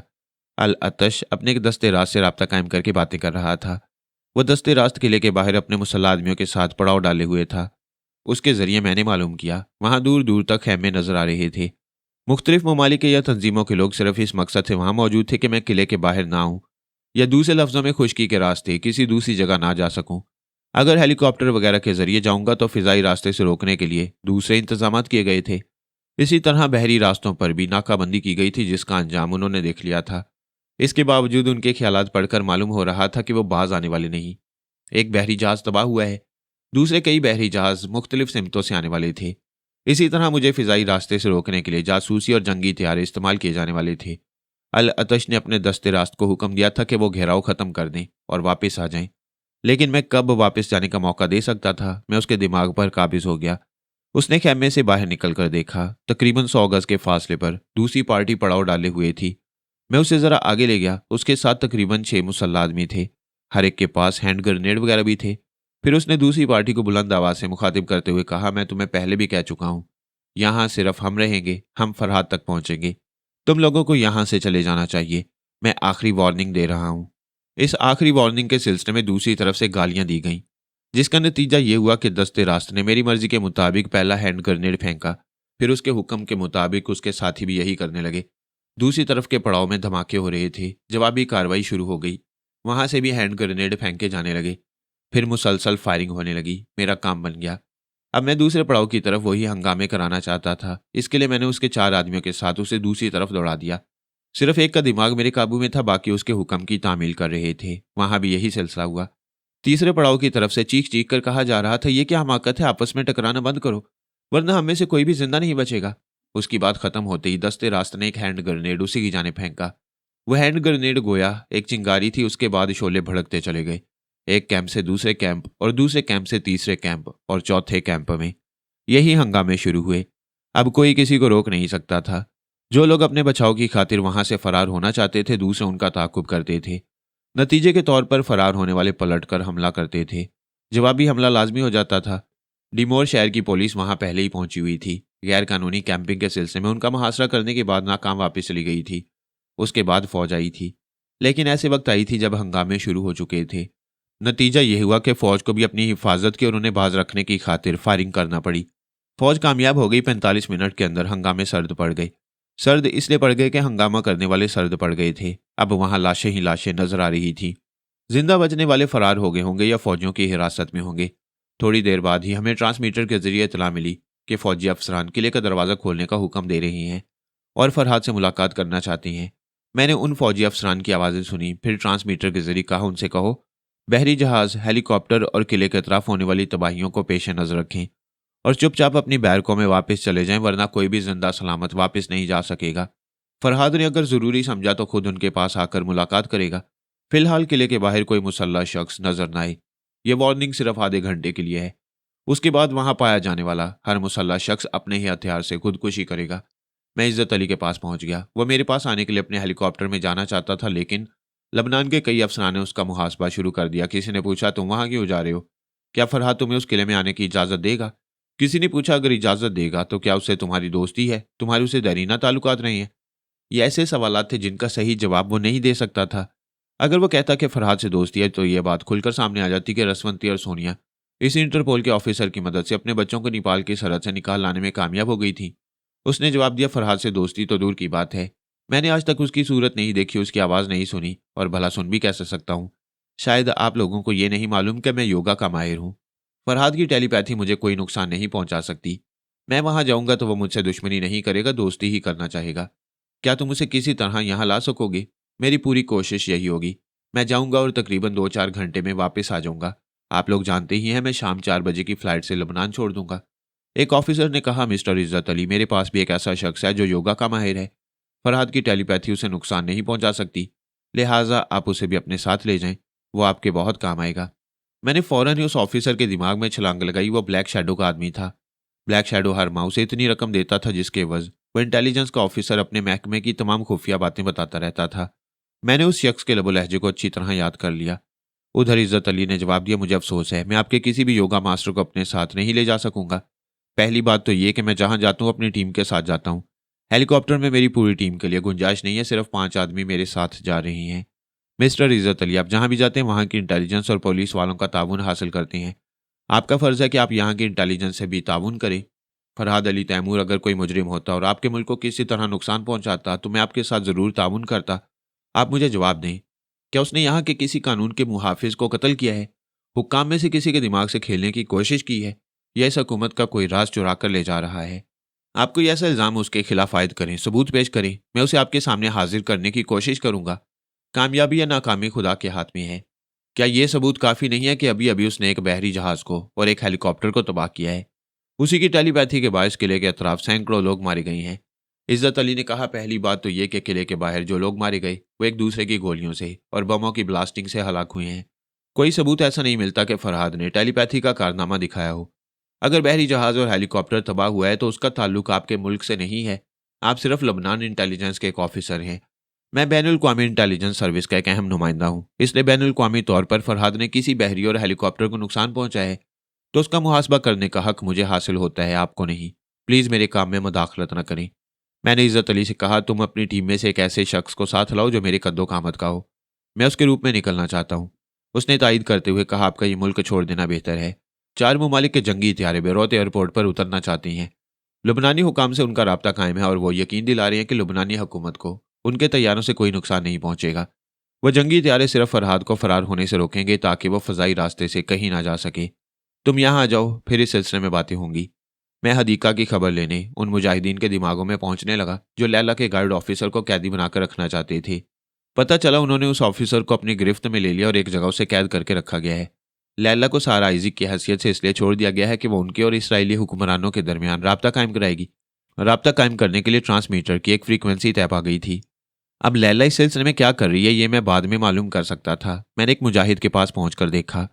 हदीका हमारे किले से बहुत दूर एक जगह खड़ी हुई थी। उसके साथ 5 मुजाहिदीन थे। वो उसे समझा रहे थे, किले में दाखिल होना तकरीबन नामुमकिन है। वो तुम्हारे लिए किले का दरवाज़ा खुलवाएंगे तो दुश्मन भी दाखिल होने की कोशिश करेंगे। जवाब में हदीका ने एक छोटी सी पर्ची लिख कर दी। उसने लिखा था, किले के बाहर जिन लोगों ने मुहासरा किया था वो सब के सब आपस की फायरिंग से हलाक हो चुके हैं या फरार हो गई हैं। मैं वहां जाऊंगी तो मेरे पीछे कोई नहीं होगा। एक मुजाहिद ने कहा, यह हमारी खुशफहमी होगी। दुश्मन पता नहीं कितने भेस में छुपे हुए हैं, किस तरह ताक में लगे हुए हैं। हम फरहाद साहब की भलाई चाहते हैं तो फिलहाल हमें उनसे दूर रहना चाहिए। मैंने अचानक उसे मुखातिब किया, हदीका, मैं तुम्हारे साथी की जुबान से बोल रहा हूँ। तुम्हारे साथी दुरुस्त मशवरा दे रही हैं। तुम इस किले में आना चाहोगी तो मेरे लिए मुश्किलात बढ़ जाएंगी। ना तुम आ सकती हो ना मैं बाहर निकल सकता हूँ। कोशिश कर रहा हूँ कि इसी तरह इस इलाके को छोड़ दूं बल्कि इस मुल्क से चला जाऊं। मेरी ये बात सुनते उसने चौंक कर सर उठाया। वो चादर के घूंघट में थी, ऐसे घूंघट में जिसे उसका चाहने वाला भी उठा ना सका, उसकी एक झलक ना देख सका और तो और हल्की सी आवाज़ भी ना सुन सका। उस वक्त भी मेरे जाने की बात सुनकर वो जाने क्या कुछ कहना चाहती थी। उसने दोनों हाथ सीने पर रख लिए, अपने दिल को संभाल रही थी। उसका महबूब भी जिंदगी में इस तरह नहीं आया था जिस तरह मैं आया था, और आकर उससे दूर जा रहा था, उसका मुल्क छोड़ रहा था। ऐसे में उसकी क्या हालत हो रही होगी वो जानती होगी, उसका खुदा जानता होगा। मैंने कहा, मैं तुम्हारे दिमाग में होता तो तुम्हारे दिल की हालत जान सकता। अफसोस तुम्हारे करीब होकर भी दूर हूँ। मैंने जरा तवक्कफ के बाद कहा, तुमने देखा होगा या सुना होगा मैं एक जगह बैठा दुश्मनों को तबाह कर रहा हूँ। उन्हें वार्निंग दे रहा हूँ कि किले का मुहासरा ना करें। इसके बावजूद वो बाज नहीं आ रहे। मेरी टेलीपैथी से बचकर रहने की कोशिश करते हुए मुहासरा करने के मंसूबों पर चुपचाप अमल कर रहे हैं। मेरी मालूमात के मुताबिक समुद्री रास्तों से अभी कई बहरी जहाज इधर आने वाले हैं। फिजाई रास्तों को मसदूद करने के लिए कई ममालिक के जंगी जहाज बैरूत एयरपोर्ट पहुंचने वाले हैं। खुश्की के रास्ते में अगरचे मैंने किले के अतराफ पड़ाव डालने वाले दुश्मनों को इबरतनाक सजाएं दी हैं, इसके बावजूद इस किले से दूर रहकर और कौन कौन से रास्ते मसदूद किए जाएंगे ये मैं नहीं जानता, लेकिन समझ सकता हूँ और तुम भी इस बात को अच्छी तरह समझने की कोशिश करो। वो इनकार में सर हिलाने लगी। मैं जो समझा रहा था उसे समझने से इनकार करने लगी। मोहब्बत अपने सिवा कुछ नहीं समझना चाहती। सच तो यह है कि मैं भी उसके सिवा कुछ और समझना नहीं चाहता था, लेकिन हालात मजबूर कर रहे थे। जिस अंदाज में वो मुझे मिली थी मैं उसे अभी छोड़ नहीं सकता था। मैं उसे दूर कर सकता था, ना खुद दूर जा सकता था। मैंने उसके साथी की जुबान से कहा, जरा एक तरफ चलो, मैं कुछ कहना चाहता हूँ। वो एक तरफ बढ़ गई। उसका साथी यानी मैं उसके साथ जा रहा था।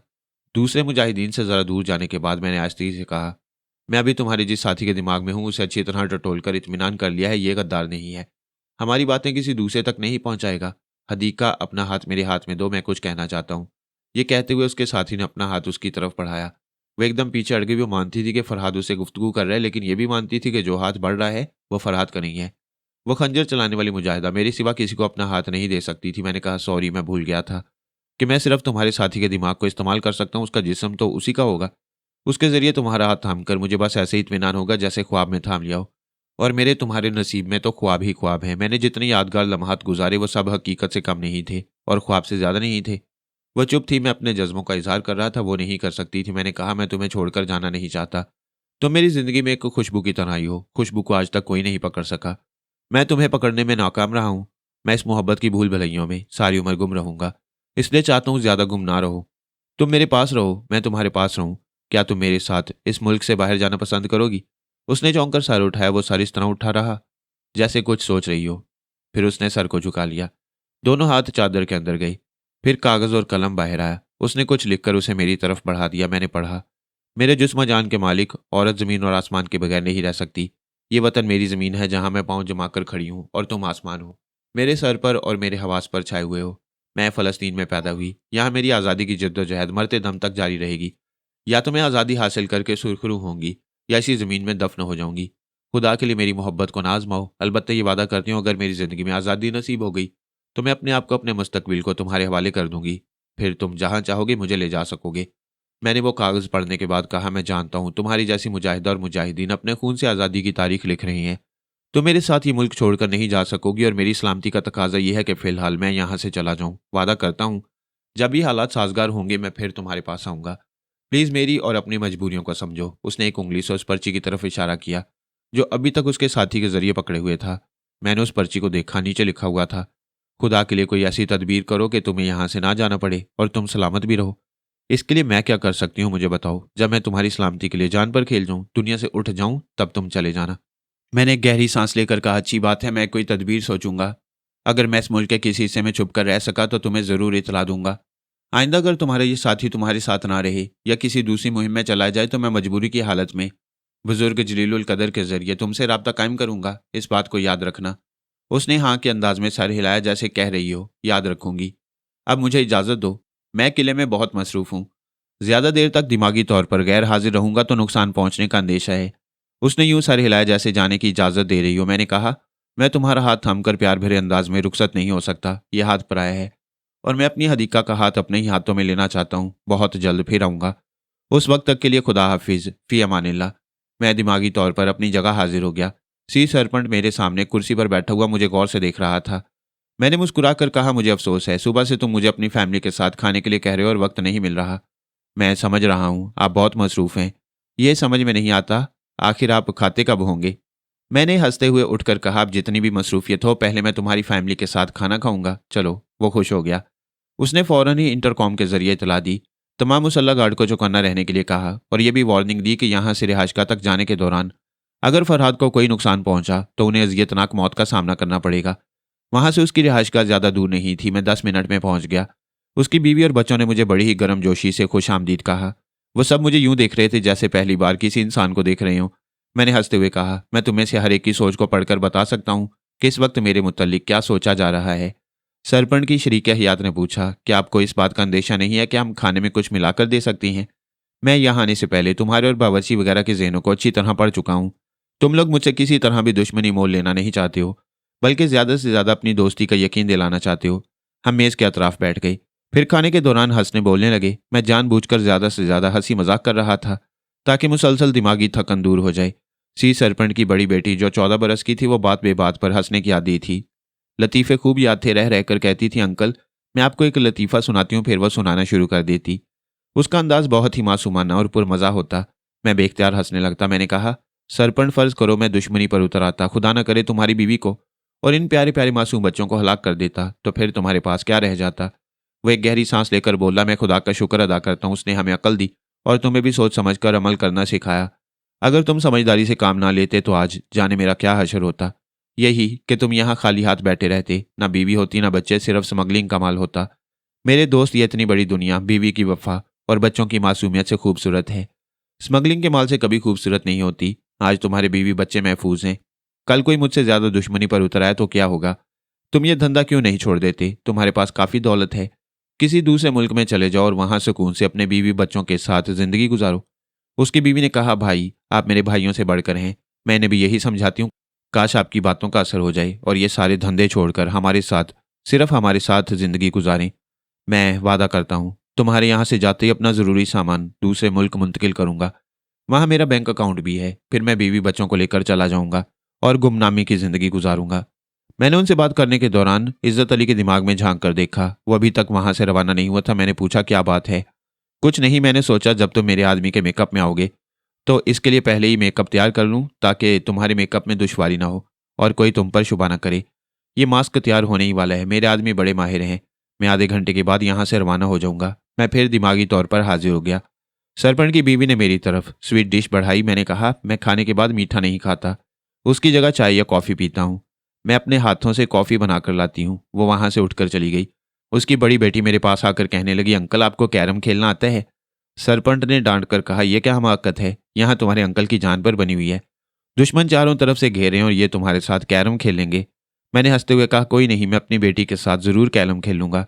उसका बड़ा बेटा जॉन बिली भी हमारे खेल में शरीक होने के लिए तैयार हो गया। मैंने कहा, भाई मैं खेलने के लिए तो तैयार हूँ, लेकिन तुमसे कोई जीत नहीं सकेगा।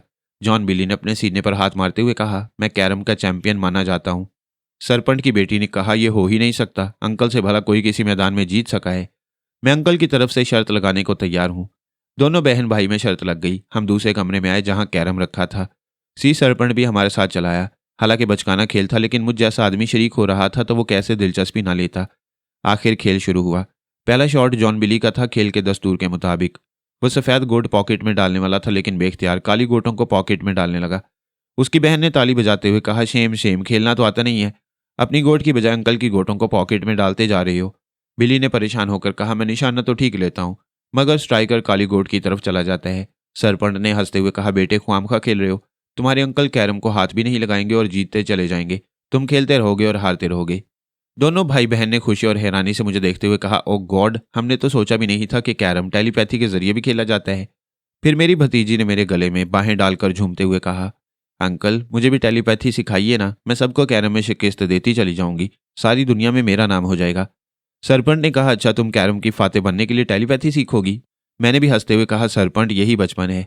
अगर हम बड़े इन बच्चों की तरह मासूम ख्वाहिशों की हद में रहें और उससे ज्यादा पाँव ना फैलाएं तो ये दुनिया कभी इतनी बुरी नहीं होगी जैसी आज है। उसने अपने तीसरे बच्चे को उठा लिया। फिर उसे चूमते हुए कहा, अल्लाह ताला ने हमें ये हुनर नहीं दिया कि दूसरे की सांसें छीनकर अपनी जिंदगी की मियाद बढ़ा सकें। अगर ये हुनर आता तो हम ज्यादा से ज्यादा जीने की ख्वाहिश में ज्यादा से ज्यादा इंसानों की हलाकत का बायस बनते रहते। मैं कसम खाता हूँ आज से इतना ही चाहूंगा जितनी ज़रूरत होगी, उतना ही कमाऊंगा जितना बीवी बच्चों के लिए लाजमी होगा। ज़्यादा कमाने की धुन में आदमी एक मुहज़्ज़ब दरिंदा बन जाता है। उसकी बीवी मेरे लिए कॉफ़ी ले आई। दूर ही से कॉफ़ी की खुशबू बता रही थी कि बहुत उम्दा है। मैंने उसका शुक्रिया अदा करते हुए प्याली ली। चंद सेकंड के लिए ख्याल ख्वानी की परवाज़ की, फिर वापस आकर सरपंच से कहा, मेरा दोस्त इज्जत अली हेलीकॉप्टर में आ रहा है, अपने आदमियों को एक बार फिर ताकीद कर दो, उसका शायान शान इस्तकबाल किया जाए और अपने ही आदमियों में छुपे हुए दुश्मनों से होशियार रहें। ऐसा न हो कि कोई उसे नुकसान पहुंचा दे। मैं ऐसा नहीं होने दूंगा, मैं खुद जा रहा हूं। वो जाने लगा। मैंने कहा, मैं तुम्हारे घर से रवानगी के वक्त ही निकलूंगा, लिहाजा इज्जत अली को यहीं ले आओ। वो चला गया। मैंने कहा, मिसेज सरपंच अब मैं ख्याल ख्वानी शुरू करूंगा ताकि दिमागी तौर पर अपने दोस्त इज्जत अली के दिमाग में रहूं और उसकी हिफाजत करता रहूं, इसलिए तन्हाई चाहता हूं। आप मेरे साथ दूसरे कमरे में आए। उसकी बेटी ने कहा, अंकल मैं भी आपके साथ चलूंगी, देखूंगी किस तरह ख्याल ख्वानी करते हैं। माँ ने डांट कर कहा, यह क्या बचपन है, अंकल से बहुत दोस्ती हो गई, अब इन्हें काम करने दो, वरना तुम लोगों की वजह से इन्हें नुकसान पहुंचेगा। मैंने उसके सर पर हाथ फेर कर पुचकारते हुए कहा, मैं अपनी बेबी के पास आऊंगा, बस थोड़ी देर के लिए जा रहा हूँ। मैं कॉफ़ी की प्याली उठाए मिसेस सरपंच के साथ दूसरे कमरे में आया। वह मुझे छोड़कर चली गई। मैंने दरवाजे को अंदर से बंद किया और कॉफ़ी की चुस्की लेता हुआ इज्जत अली के पास पहुंच गया। उसके 4 मातिहत उसके साथ हेलीकॉप्टर में बैठे हुए थे। उन मातिहतों में एक औरत भी थी। मैंने कहा, मुझे इस मातिहत की आवाज़ सुनाओ जिसका रूप मैं इख्तियार करूंगा। उसने मेरी हदायत के मुताबिक उससे गुफ्तगू की। मैंने कहा, काफ़ी है, मैं इसके मुतल्लिक मालूमात हासिल कर रहा हूँ। इज्जत अली के वो खास मातिहत जो खास मुहिम में उसके साथ रहते थे मामूली लोग नहीं थे। नहायत ही तालीम याफ्ता, हुनरमंद और बासलाहियत होते थे। वो कितने ही आजमाइशी मराहल से उन्हें गुजारने के बाद उन पर एतमाद करता था, लिहाजा उनमें से कोई ऐसा नहीं था जिस पर एतमाद ना किया जा सके। मैं सिर्फ ये मालूम करना चाहता था कि जिसका रूप इख्तियार कर रहा हूँ उसके उठने बैठने, चलने फिरने और हंसने बोलने के अंदाज क्या हैं। मालूमात हासिल करने के दौरान वह हेलीकॉप्टर किले के अंदर पहुंच गया। मैं देख रहा था सी सरपंट वहां मुसल्लह सिपाहियों के साथ मौजूद था। उसने बड़े सख्त हिफाजती इंतजाम किए थे। हेलीकॉप्टर का पंखा गर्दिश करते करते थम गया। उसका स्लाइडिंग डोर एक तरफ से रखता हुआ गया। वहां इज्जत अली और पायलट के अलावा 4 मातिहत नजर आ रहे थे। सब इस इंतजार में थे कि वो बड़े इत्मीनान से हेलीकॉप्टर से उतर आएंगे और सी सरपंच से मुसाफिया करेंगे, लेकिन अचानक ही कोई चीज़ अंदर से उछलकर बुलंद हुई, फिर नीचे ज़मीन पर आ गई। बुलंदी से पस्ती में आने वाली चीज़ अपना तवाज़ुन कायम नहीं रख सकती, यकीनन लुढ़कती जाती है, लेकिन वह ज़मीन पर पहुंचते ही दोनों पांव जमा कर खड़ी हो गई, दोनों हाथ कमर पर रख लिए। उसका सीना तन गया था, गर्दन अकड़ गई थी। वो यूं गुर्राकर सी सरपंच को देख रही थी जैसे किसी पर एतमाद न करती हो। अपनी आंखों की जुबान से वार्निंग दे रही थी, खबरदार, बाद अब इंटरपोल का फ्लाइंग ऑफिसर आ रहा है। वो नीमा थी। उससे पहली मुलाकात सिंगापुर में हुई थी। वो बैनुल अक़वामी सुरागरसां तंजीम इंटरपोल के चीफ फ्लाइंग ऑफिसर इज्जत अली की दस्ते राज थी। अभी सी सरपंच उसे नजर भर कर देख ना सका था कि दूसरा मातिहत उछलकर फिजा में कलाबाजी खाता हुआ हेलीकॉप्टर की छत पर पहुंचकर खड़ा हो गया। इसके बाद तीसरे ने भी यही करतब दिखाए। वह हेलीकॉप्टर के दूसरे सिरे की छत पर खड़ा हो गया। चौथे ने कलाबाजी खाई और हेलीकॉप्टर की दूसरी तरफ पहुंच गया। यूं 2 मातिहत हेलीकॉप्टर के दाएं बाएं थे और 2 मातिहत उसकी छत पर खड़े हो गए थे। यानी चारों तरफ से यूं उसका मुहासरा कर लिया था कि उनका बॉस बाहर आता तो चारों तरफ नजर रखी जाती। वो चारों सिंगापुरी ब्लैक बेल्टर थे जिन पर इज्जत अली अंधा एतमाद करता था। वो भी इसके एतमाद को ठीस नहीं पहुंचाते थे। दुनिया के एक सिरे से दूसरे सिरे तक जहां भी वो जाता उसके वो चारों मातियत जरूर उसके साथ मौजूद रहते। मैंने सिंगापुर में उनके लड़ने और दुश्मनों पर गालिब आने का हैरत अंगेज तमाशा देखा था।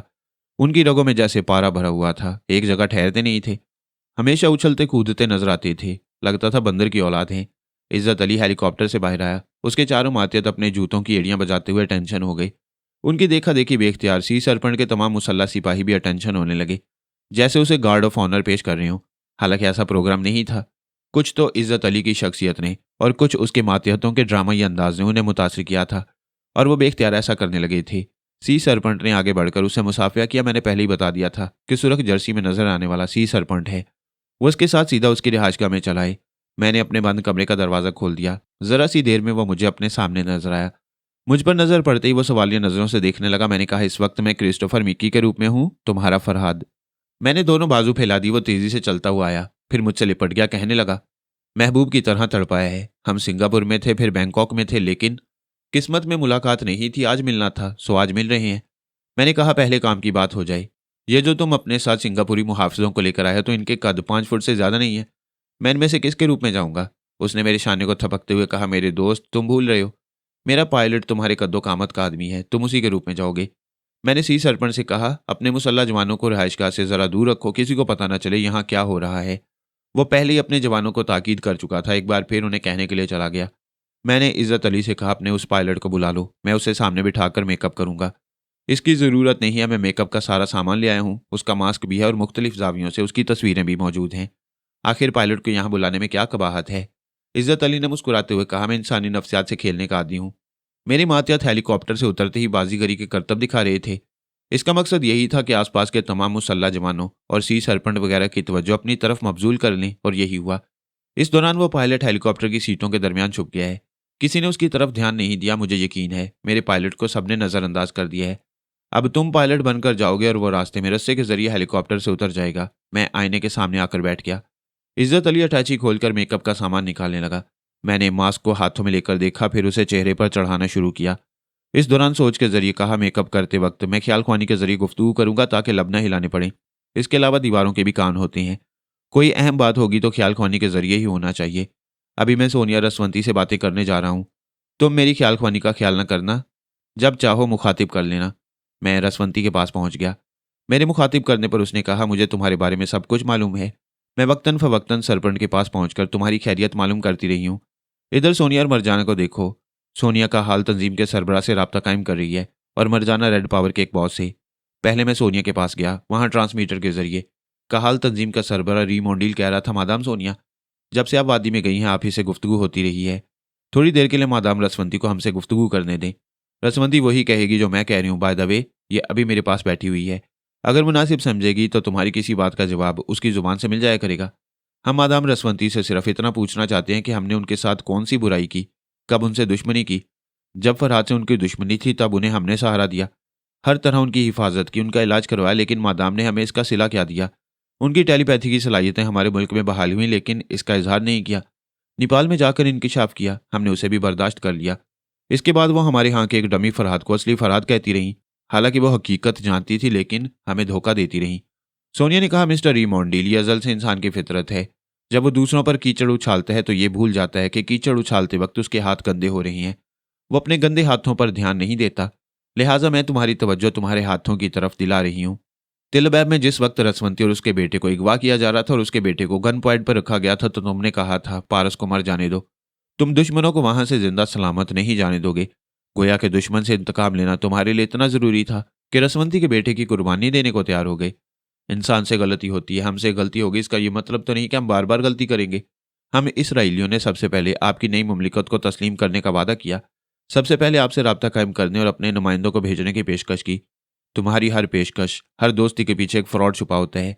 तुम समझते हो कि हमारे खिलाफ जो साजिश कर रहे थे उससे हम बेखबर थे? क्या तुमने टेलीपैथी को ऐसे ही नाकारा इलम समझ लिया है? क्या तुम्हारे असफंद यार ने रिमोट कंट्रोलिंग के जरिए दूसरी साजिश करने की कोशिश नहीं की थी? दूसरी तरफ खामोशी रही। सोनिया ने कहा, चुप क्यों हो, जवाब दो। हम इतने नादान नहीं हैं। हमने पहले ही मालूम कर लिया था कि मरजाना और बिलवा के हेलीकॉप्टर को तिल अबैब क्यों वापस लाया गया है। इसलिए कि तुम्हारे हाथ फरहाद लग गया था। तुम लोग यकीन करना चाहते थे कि वो फरहाद है या नहीं। रसवंती ने तुम्हें यकीन दिला दिया। इधर तुमने फ्रॉड किया, उधर रसवंती ने फ्रॉड का जवाब दिया। अब बताओ तुम सब किस हद तक फरिश्ता हो? मैं मरजाना के पास पहुंच गया। उधर ट्रांसमीटर के जरिए एक बॉस कह रहा था, मिस मरजाना, बेहतर होता कि मादाम रसवंती हमसे दो बातें कर लेती। रसवंती इस वक्त मेरे पास बैठी हुई है, जरूरी समझेंगी तो तुम्हारी किसी बात का जवाब देंगी, वरना मुझसे ही बातें हो सकती हैं। अच्छी बात है, अगर मादाम रसवंती सुन रही हैं तो मैं मास्क मैन की तरफ से एक अहम इतला देना चाहता हूँ। आज शाम को पेरिस में तमाम बड़े बड़े ममालिक के सरबराहान की एक अहम कॉन्फ्रेंस हो रही है। उस कॉन्फ्रेंस में मादाम रसवंती और मिस्टर फरहाद अली तैमूर की मौजूदगी लाजमी है। हम सब किसी एक नतीजे पर पहुंचना चाहते हैं, या आए दिन के हंगामे और दहशत गर्दी को ख़त्म करना चाहते हैं। मरजाना ने पूछा, दहशत गर्दी से क्या मुराद है? क्या हम दहशत फैलाते हैं? टेलीपैथी से बढ़कर शायद इस दुनिया में कोई दूसरी दहशत ज़दा करने वाली चीज़ नहीं है। तुम बड़ी ताकतों के पास एटम बम का जाने कितना जखीरा होगा। अभी उससे दहशत नहीं फैल रही है क्योंकि वो एक जगह महफूज है। उनसे किसी को नुकसान नहीं पहुंच रहा है। जिस दिन किसी दूसरी ताकत तुम लोगों को छेड़ेगी तुम उन बमों को जरूर दहशत बनाकर पेश करोगे। फरहाद और रसवंती को छेड़ा जाता है, इसीलिए टेलीपैथी एक दहशत बन जाती है। यूं तो दुनिया की कसीर आबादी सांपों से दहशत ज़दा होती है, लेकिन अक्सर जहरीले सांप खुद हमला नहीं करते। जब उन्हें छेड़ा जाता है तब वो डसने पर मजबूर हो जाती हैं। जब तक ये हकीकत तुम्हारी समझ में नहीं आएगी हमारे दरमियान कभी सुलह सफाई नहीं हो सकेगी। ये बातें फरहाद और रसवंती कॉन्फ्रेंस में कह सकती हैं। क्या हम उम्मीद करें कि वो ठीक 7 बजे हमारी कॉन्फ्रेंस में शरीक होंगे? मैं अभी पूछ कर बताती हूँ। मरजाना ने सोनिया को मुखातिब करते हुए कहा, रेड पावर के मास्क मैन का पैगाम है। आज शाम 7 बजे पेरिस में एक अहम कॉन्फ्रेंस है। उसमें रसवंती और फरहाद की शिरकत लाजमी है। तुम क्या कहती हो? सोनिया की इतनी अहमियत थी कि रसवंती उसके मशवरे के बगैर कोई जवाब नहीं दे सकती थी। वो भी सोनिया को जवाब तलब नजरों से देख रही थी। उसने कहा, यहाँ का हाल तंजीम के सरबराह रीमोंडील भी यही पैगाम दे रही हैं। वो अपना ट्रांसमीटर उठाकर मरजाना के पास आ गई, फिर उसके ट्रांसमीटर के पास रखते हुए कहा, मिस्टर रीमोंडील और रेड पावर के बॉस को एक ही जवाब दिया जा रहा है। इससे पहले भी कितनी ही कॉन्फ्रेंसें हो चुकी हैं। हमारे दरमियान ये तय पाया था कि हम एक दूसरे को नहीं छेड़ेंगे। ये कोई ज्यादा पुरानी बात नहीं। कुछ अर्सा पहले ही बर्मा में ऐसा ही एक इजलास हुआ था। फरहाद से सुलह सफाई की कोशिश की गई। उस वक्त रसवंती को तनाजे का सबब बना लिया गया था। आइंदा भी कोई तनाज़ा पैदा होगा। तुम आलमी इक़्तिदार की हवस रखने वाले कभी ये नहीं चाहोगे कि तुम्हारे मुकाबले में कोई सुपर पावर हो। टेलीपैथी सुपर पावर है। जब तक फरहाद और रसवंती जिंदा हैं तुम सब कभी चैन से नहीं बैठोगे। बहरहाल ये दोनों तुम्हारी कॉन्फ्रेंस में शाम को 7 बजे मौजूद रहेंगे। Over and all. ये कहकर उसने दोनों ट्रांसमीटर्स को ऑफ कर दिया। रसवंती ने कहा, तुम खुद समझती हो ऐसे कई इजलास हुए, लेकिन नतीजे में दुश्मनी और बढ़ गई। फरहाद तुम मौजूद हो, कुछ बोलते क्यों नहीं? मैंने मरजाना की जुबान से कहा, सोनिया ने हमारी इस इजलास में मौजूद रहने का जो फैसला किया है वो मुनासिब है। सोनिया ने पूछा, तुम कैसे जानते हो कि मैंने क्या सोचकर यह फैसला किया है? क्या तुम मौजूद थे? नहीं, मगर मैं तुम्हारे अंदाज को खूब समझता हूँ। पहले तो तुमने ये सोचा कि तमाम दुश्मन बरसों से हमारे पीछे भागते भागते तंग आ गए हैं, बेजार हो गए हैं, किसी ऐसे नतीजे पर पहुंचना चाहते हैं जहां उनकी सलामती हो और हमारी टेलीपैथी से उनको नुकसान ना पहुंचे। उन्होंने हमारी नई ममलिकत के सिलसिले में पहले भी रुकावटें पैदा की थीं, अब भी रुकावट पैदा करने की कोशिश की। इसका नतीजा उन्होंने देख लिया। वो हमसे खाइफ हैं, ये समझ रहे हैं, चाहे वो रिमोट कंट्रोलिंग वाला तरीकाकार इख्तियार करें या योगा के माहिरों को हमारे पास भेजें, हमारे किसी तरीक़ाकार से, किसी भी साजिश से ज़ेर नहीं हो सकेंगे। पिछले हफ्ते उन्हें सबसे बड़ा धचका ये लगा कि रसवंती की टेलीपैथी की सलाहियतें बहाल हो गईं। अब दूसरा ज़बरदस्त धचका ये कि फरहाद भी टेलीपैथी जानता है और अब तक वो उनकी कैद में नहीं रहा था, बल्कि वो खुशफहमी में मुब्तला थे। ये ऐसी बातें हैं जो अब उन्हें दोस्ती और अमन की तरफ माइल कर रही हैं। अमन उन्हें तभी आता है जब वो कमज़ोरी महसूस करती हैं। वो ज़रूर किसी अच्छे नतीजे पर पहुंचना चाहेंगे। हमारी भी कोशिश यही होगी। हम कोई ऐसा तरीक़ाकार इख्तियार करेंगे कि उन दुश्मनों से दूर रहकर पुरसुकून ज़िंदगी गुजार सकें। सोनिया ने पूछा, मुख्तसर ये कि मैंने कॉन्फ्रेंस में तुम दोनों की शिरकत का फैसला दुरुस्त किया है। बिल्कुल दुरुस्त, लेकिन उससे पहले हमें काफ के तहफ़्फ़ुज़ की भी ज़मानत हासिल करनी चाहिए। तुम ट्रांसमीटर के जरिए सुपर मास्टर, मास्कमैन और कहाल तंजीम के सरबराह से रब्ता कायम करो, उन्हें वार्निंग दो। अगर 2 घंटे के अंदर वादी के अतराफ से मुहासरा ना हटाया गया तो जो भी वहां पाया जाएगा उसकी ज़िंदगी की ज़मानत नहीं दी जा सकेगी। मरजाना ने कहा, हमें तारकांटों से बाकायदा सरहदी लाइन बना लेना चाहिए और मुख्तलिफ सरहदी मुकामात पर अपने मुसल्लह जवानों की ड्यूटी मुकर्रर करना चाहिए। ये तजवीज़ भी मुनासिब है, लेकिन उस वक्त तक पोमी और वाटसरोकी की टीम वादी के अतराफ मौजूद रहेगी। मैं आला बीबी से कहता हूँ कि वो वादी में रसवंती के पास चली आए और टाटा गलबा से मिलकर नई मुमलिकत के सिलसिले में ज़रूरी इक़दामात करे। आला बीबी वहाँ पहुँचेगी और सोनिया वहाँ से निकल आएगी। सोनिया ने पूछा, क्या इरादा है? मुझे यहाँ से निकलकर कहाँ जाना चाहिए? आज शाम इजलास अटेंड करने के बाद बताऊँगा। क्या तुम अभी उसी किले में हो? हाँ, मेरे पास इज़्ज़त अली मौजूद है। मैं उसके साथ यहाँ से बैरूत एयरपोर्ट जाऊँगा, फिर हम पेरिस जाएंगे। मुझे अपनी जगह हाजिर होना है, मैं फिर मुलाकात करूँगा। सोनिया ने कहा, ज़रा 1 मिनट, यहाँ बाबा साहब के इदारे से माहिरीन आए हुए हैं। उनमें एक प्लास्टिक सर्जरी का भी तालिब इल्म है। वो मेरे चेहरे से एनामीरिया का मेकअप उतार देगा। क्या मुझे असली रूप में वादी से बाहर जाना होगा? ये फैसला अभी नहीं कर सकता, बाद में बताऊँगा, अभी इंतज़ार करो। मैं दिमागी तौर पर हाजिर हो गया। उस वक्त तक मेकअप मुकम्मल हो चुका था। मैं हेलीकॉप्टर के पायलट के रूप में आईने के सामने बैठा हुआ था।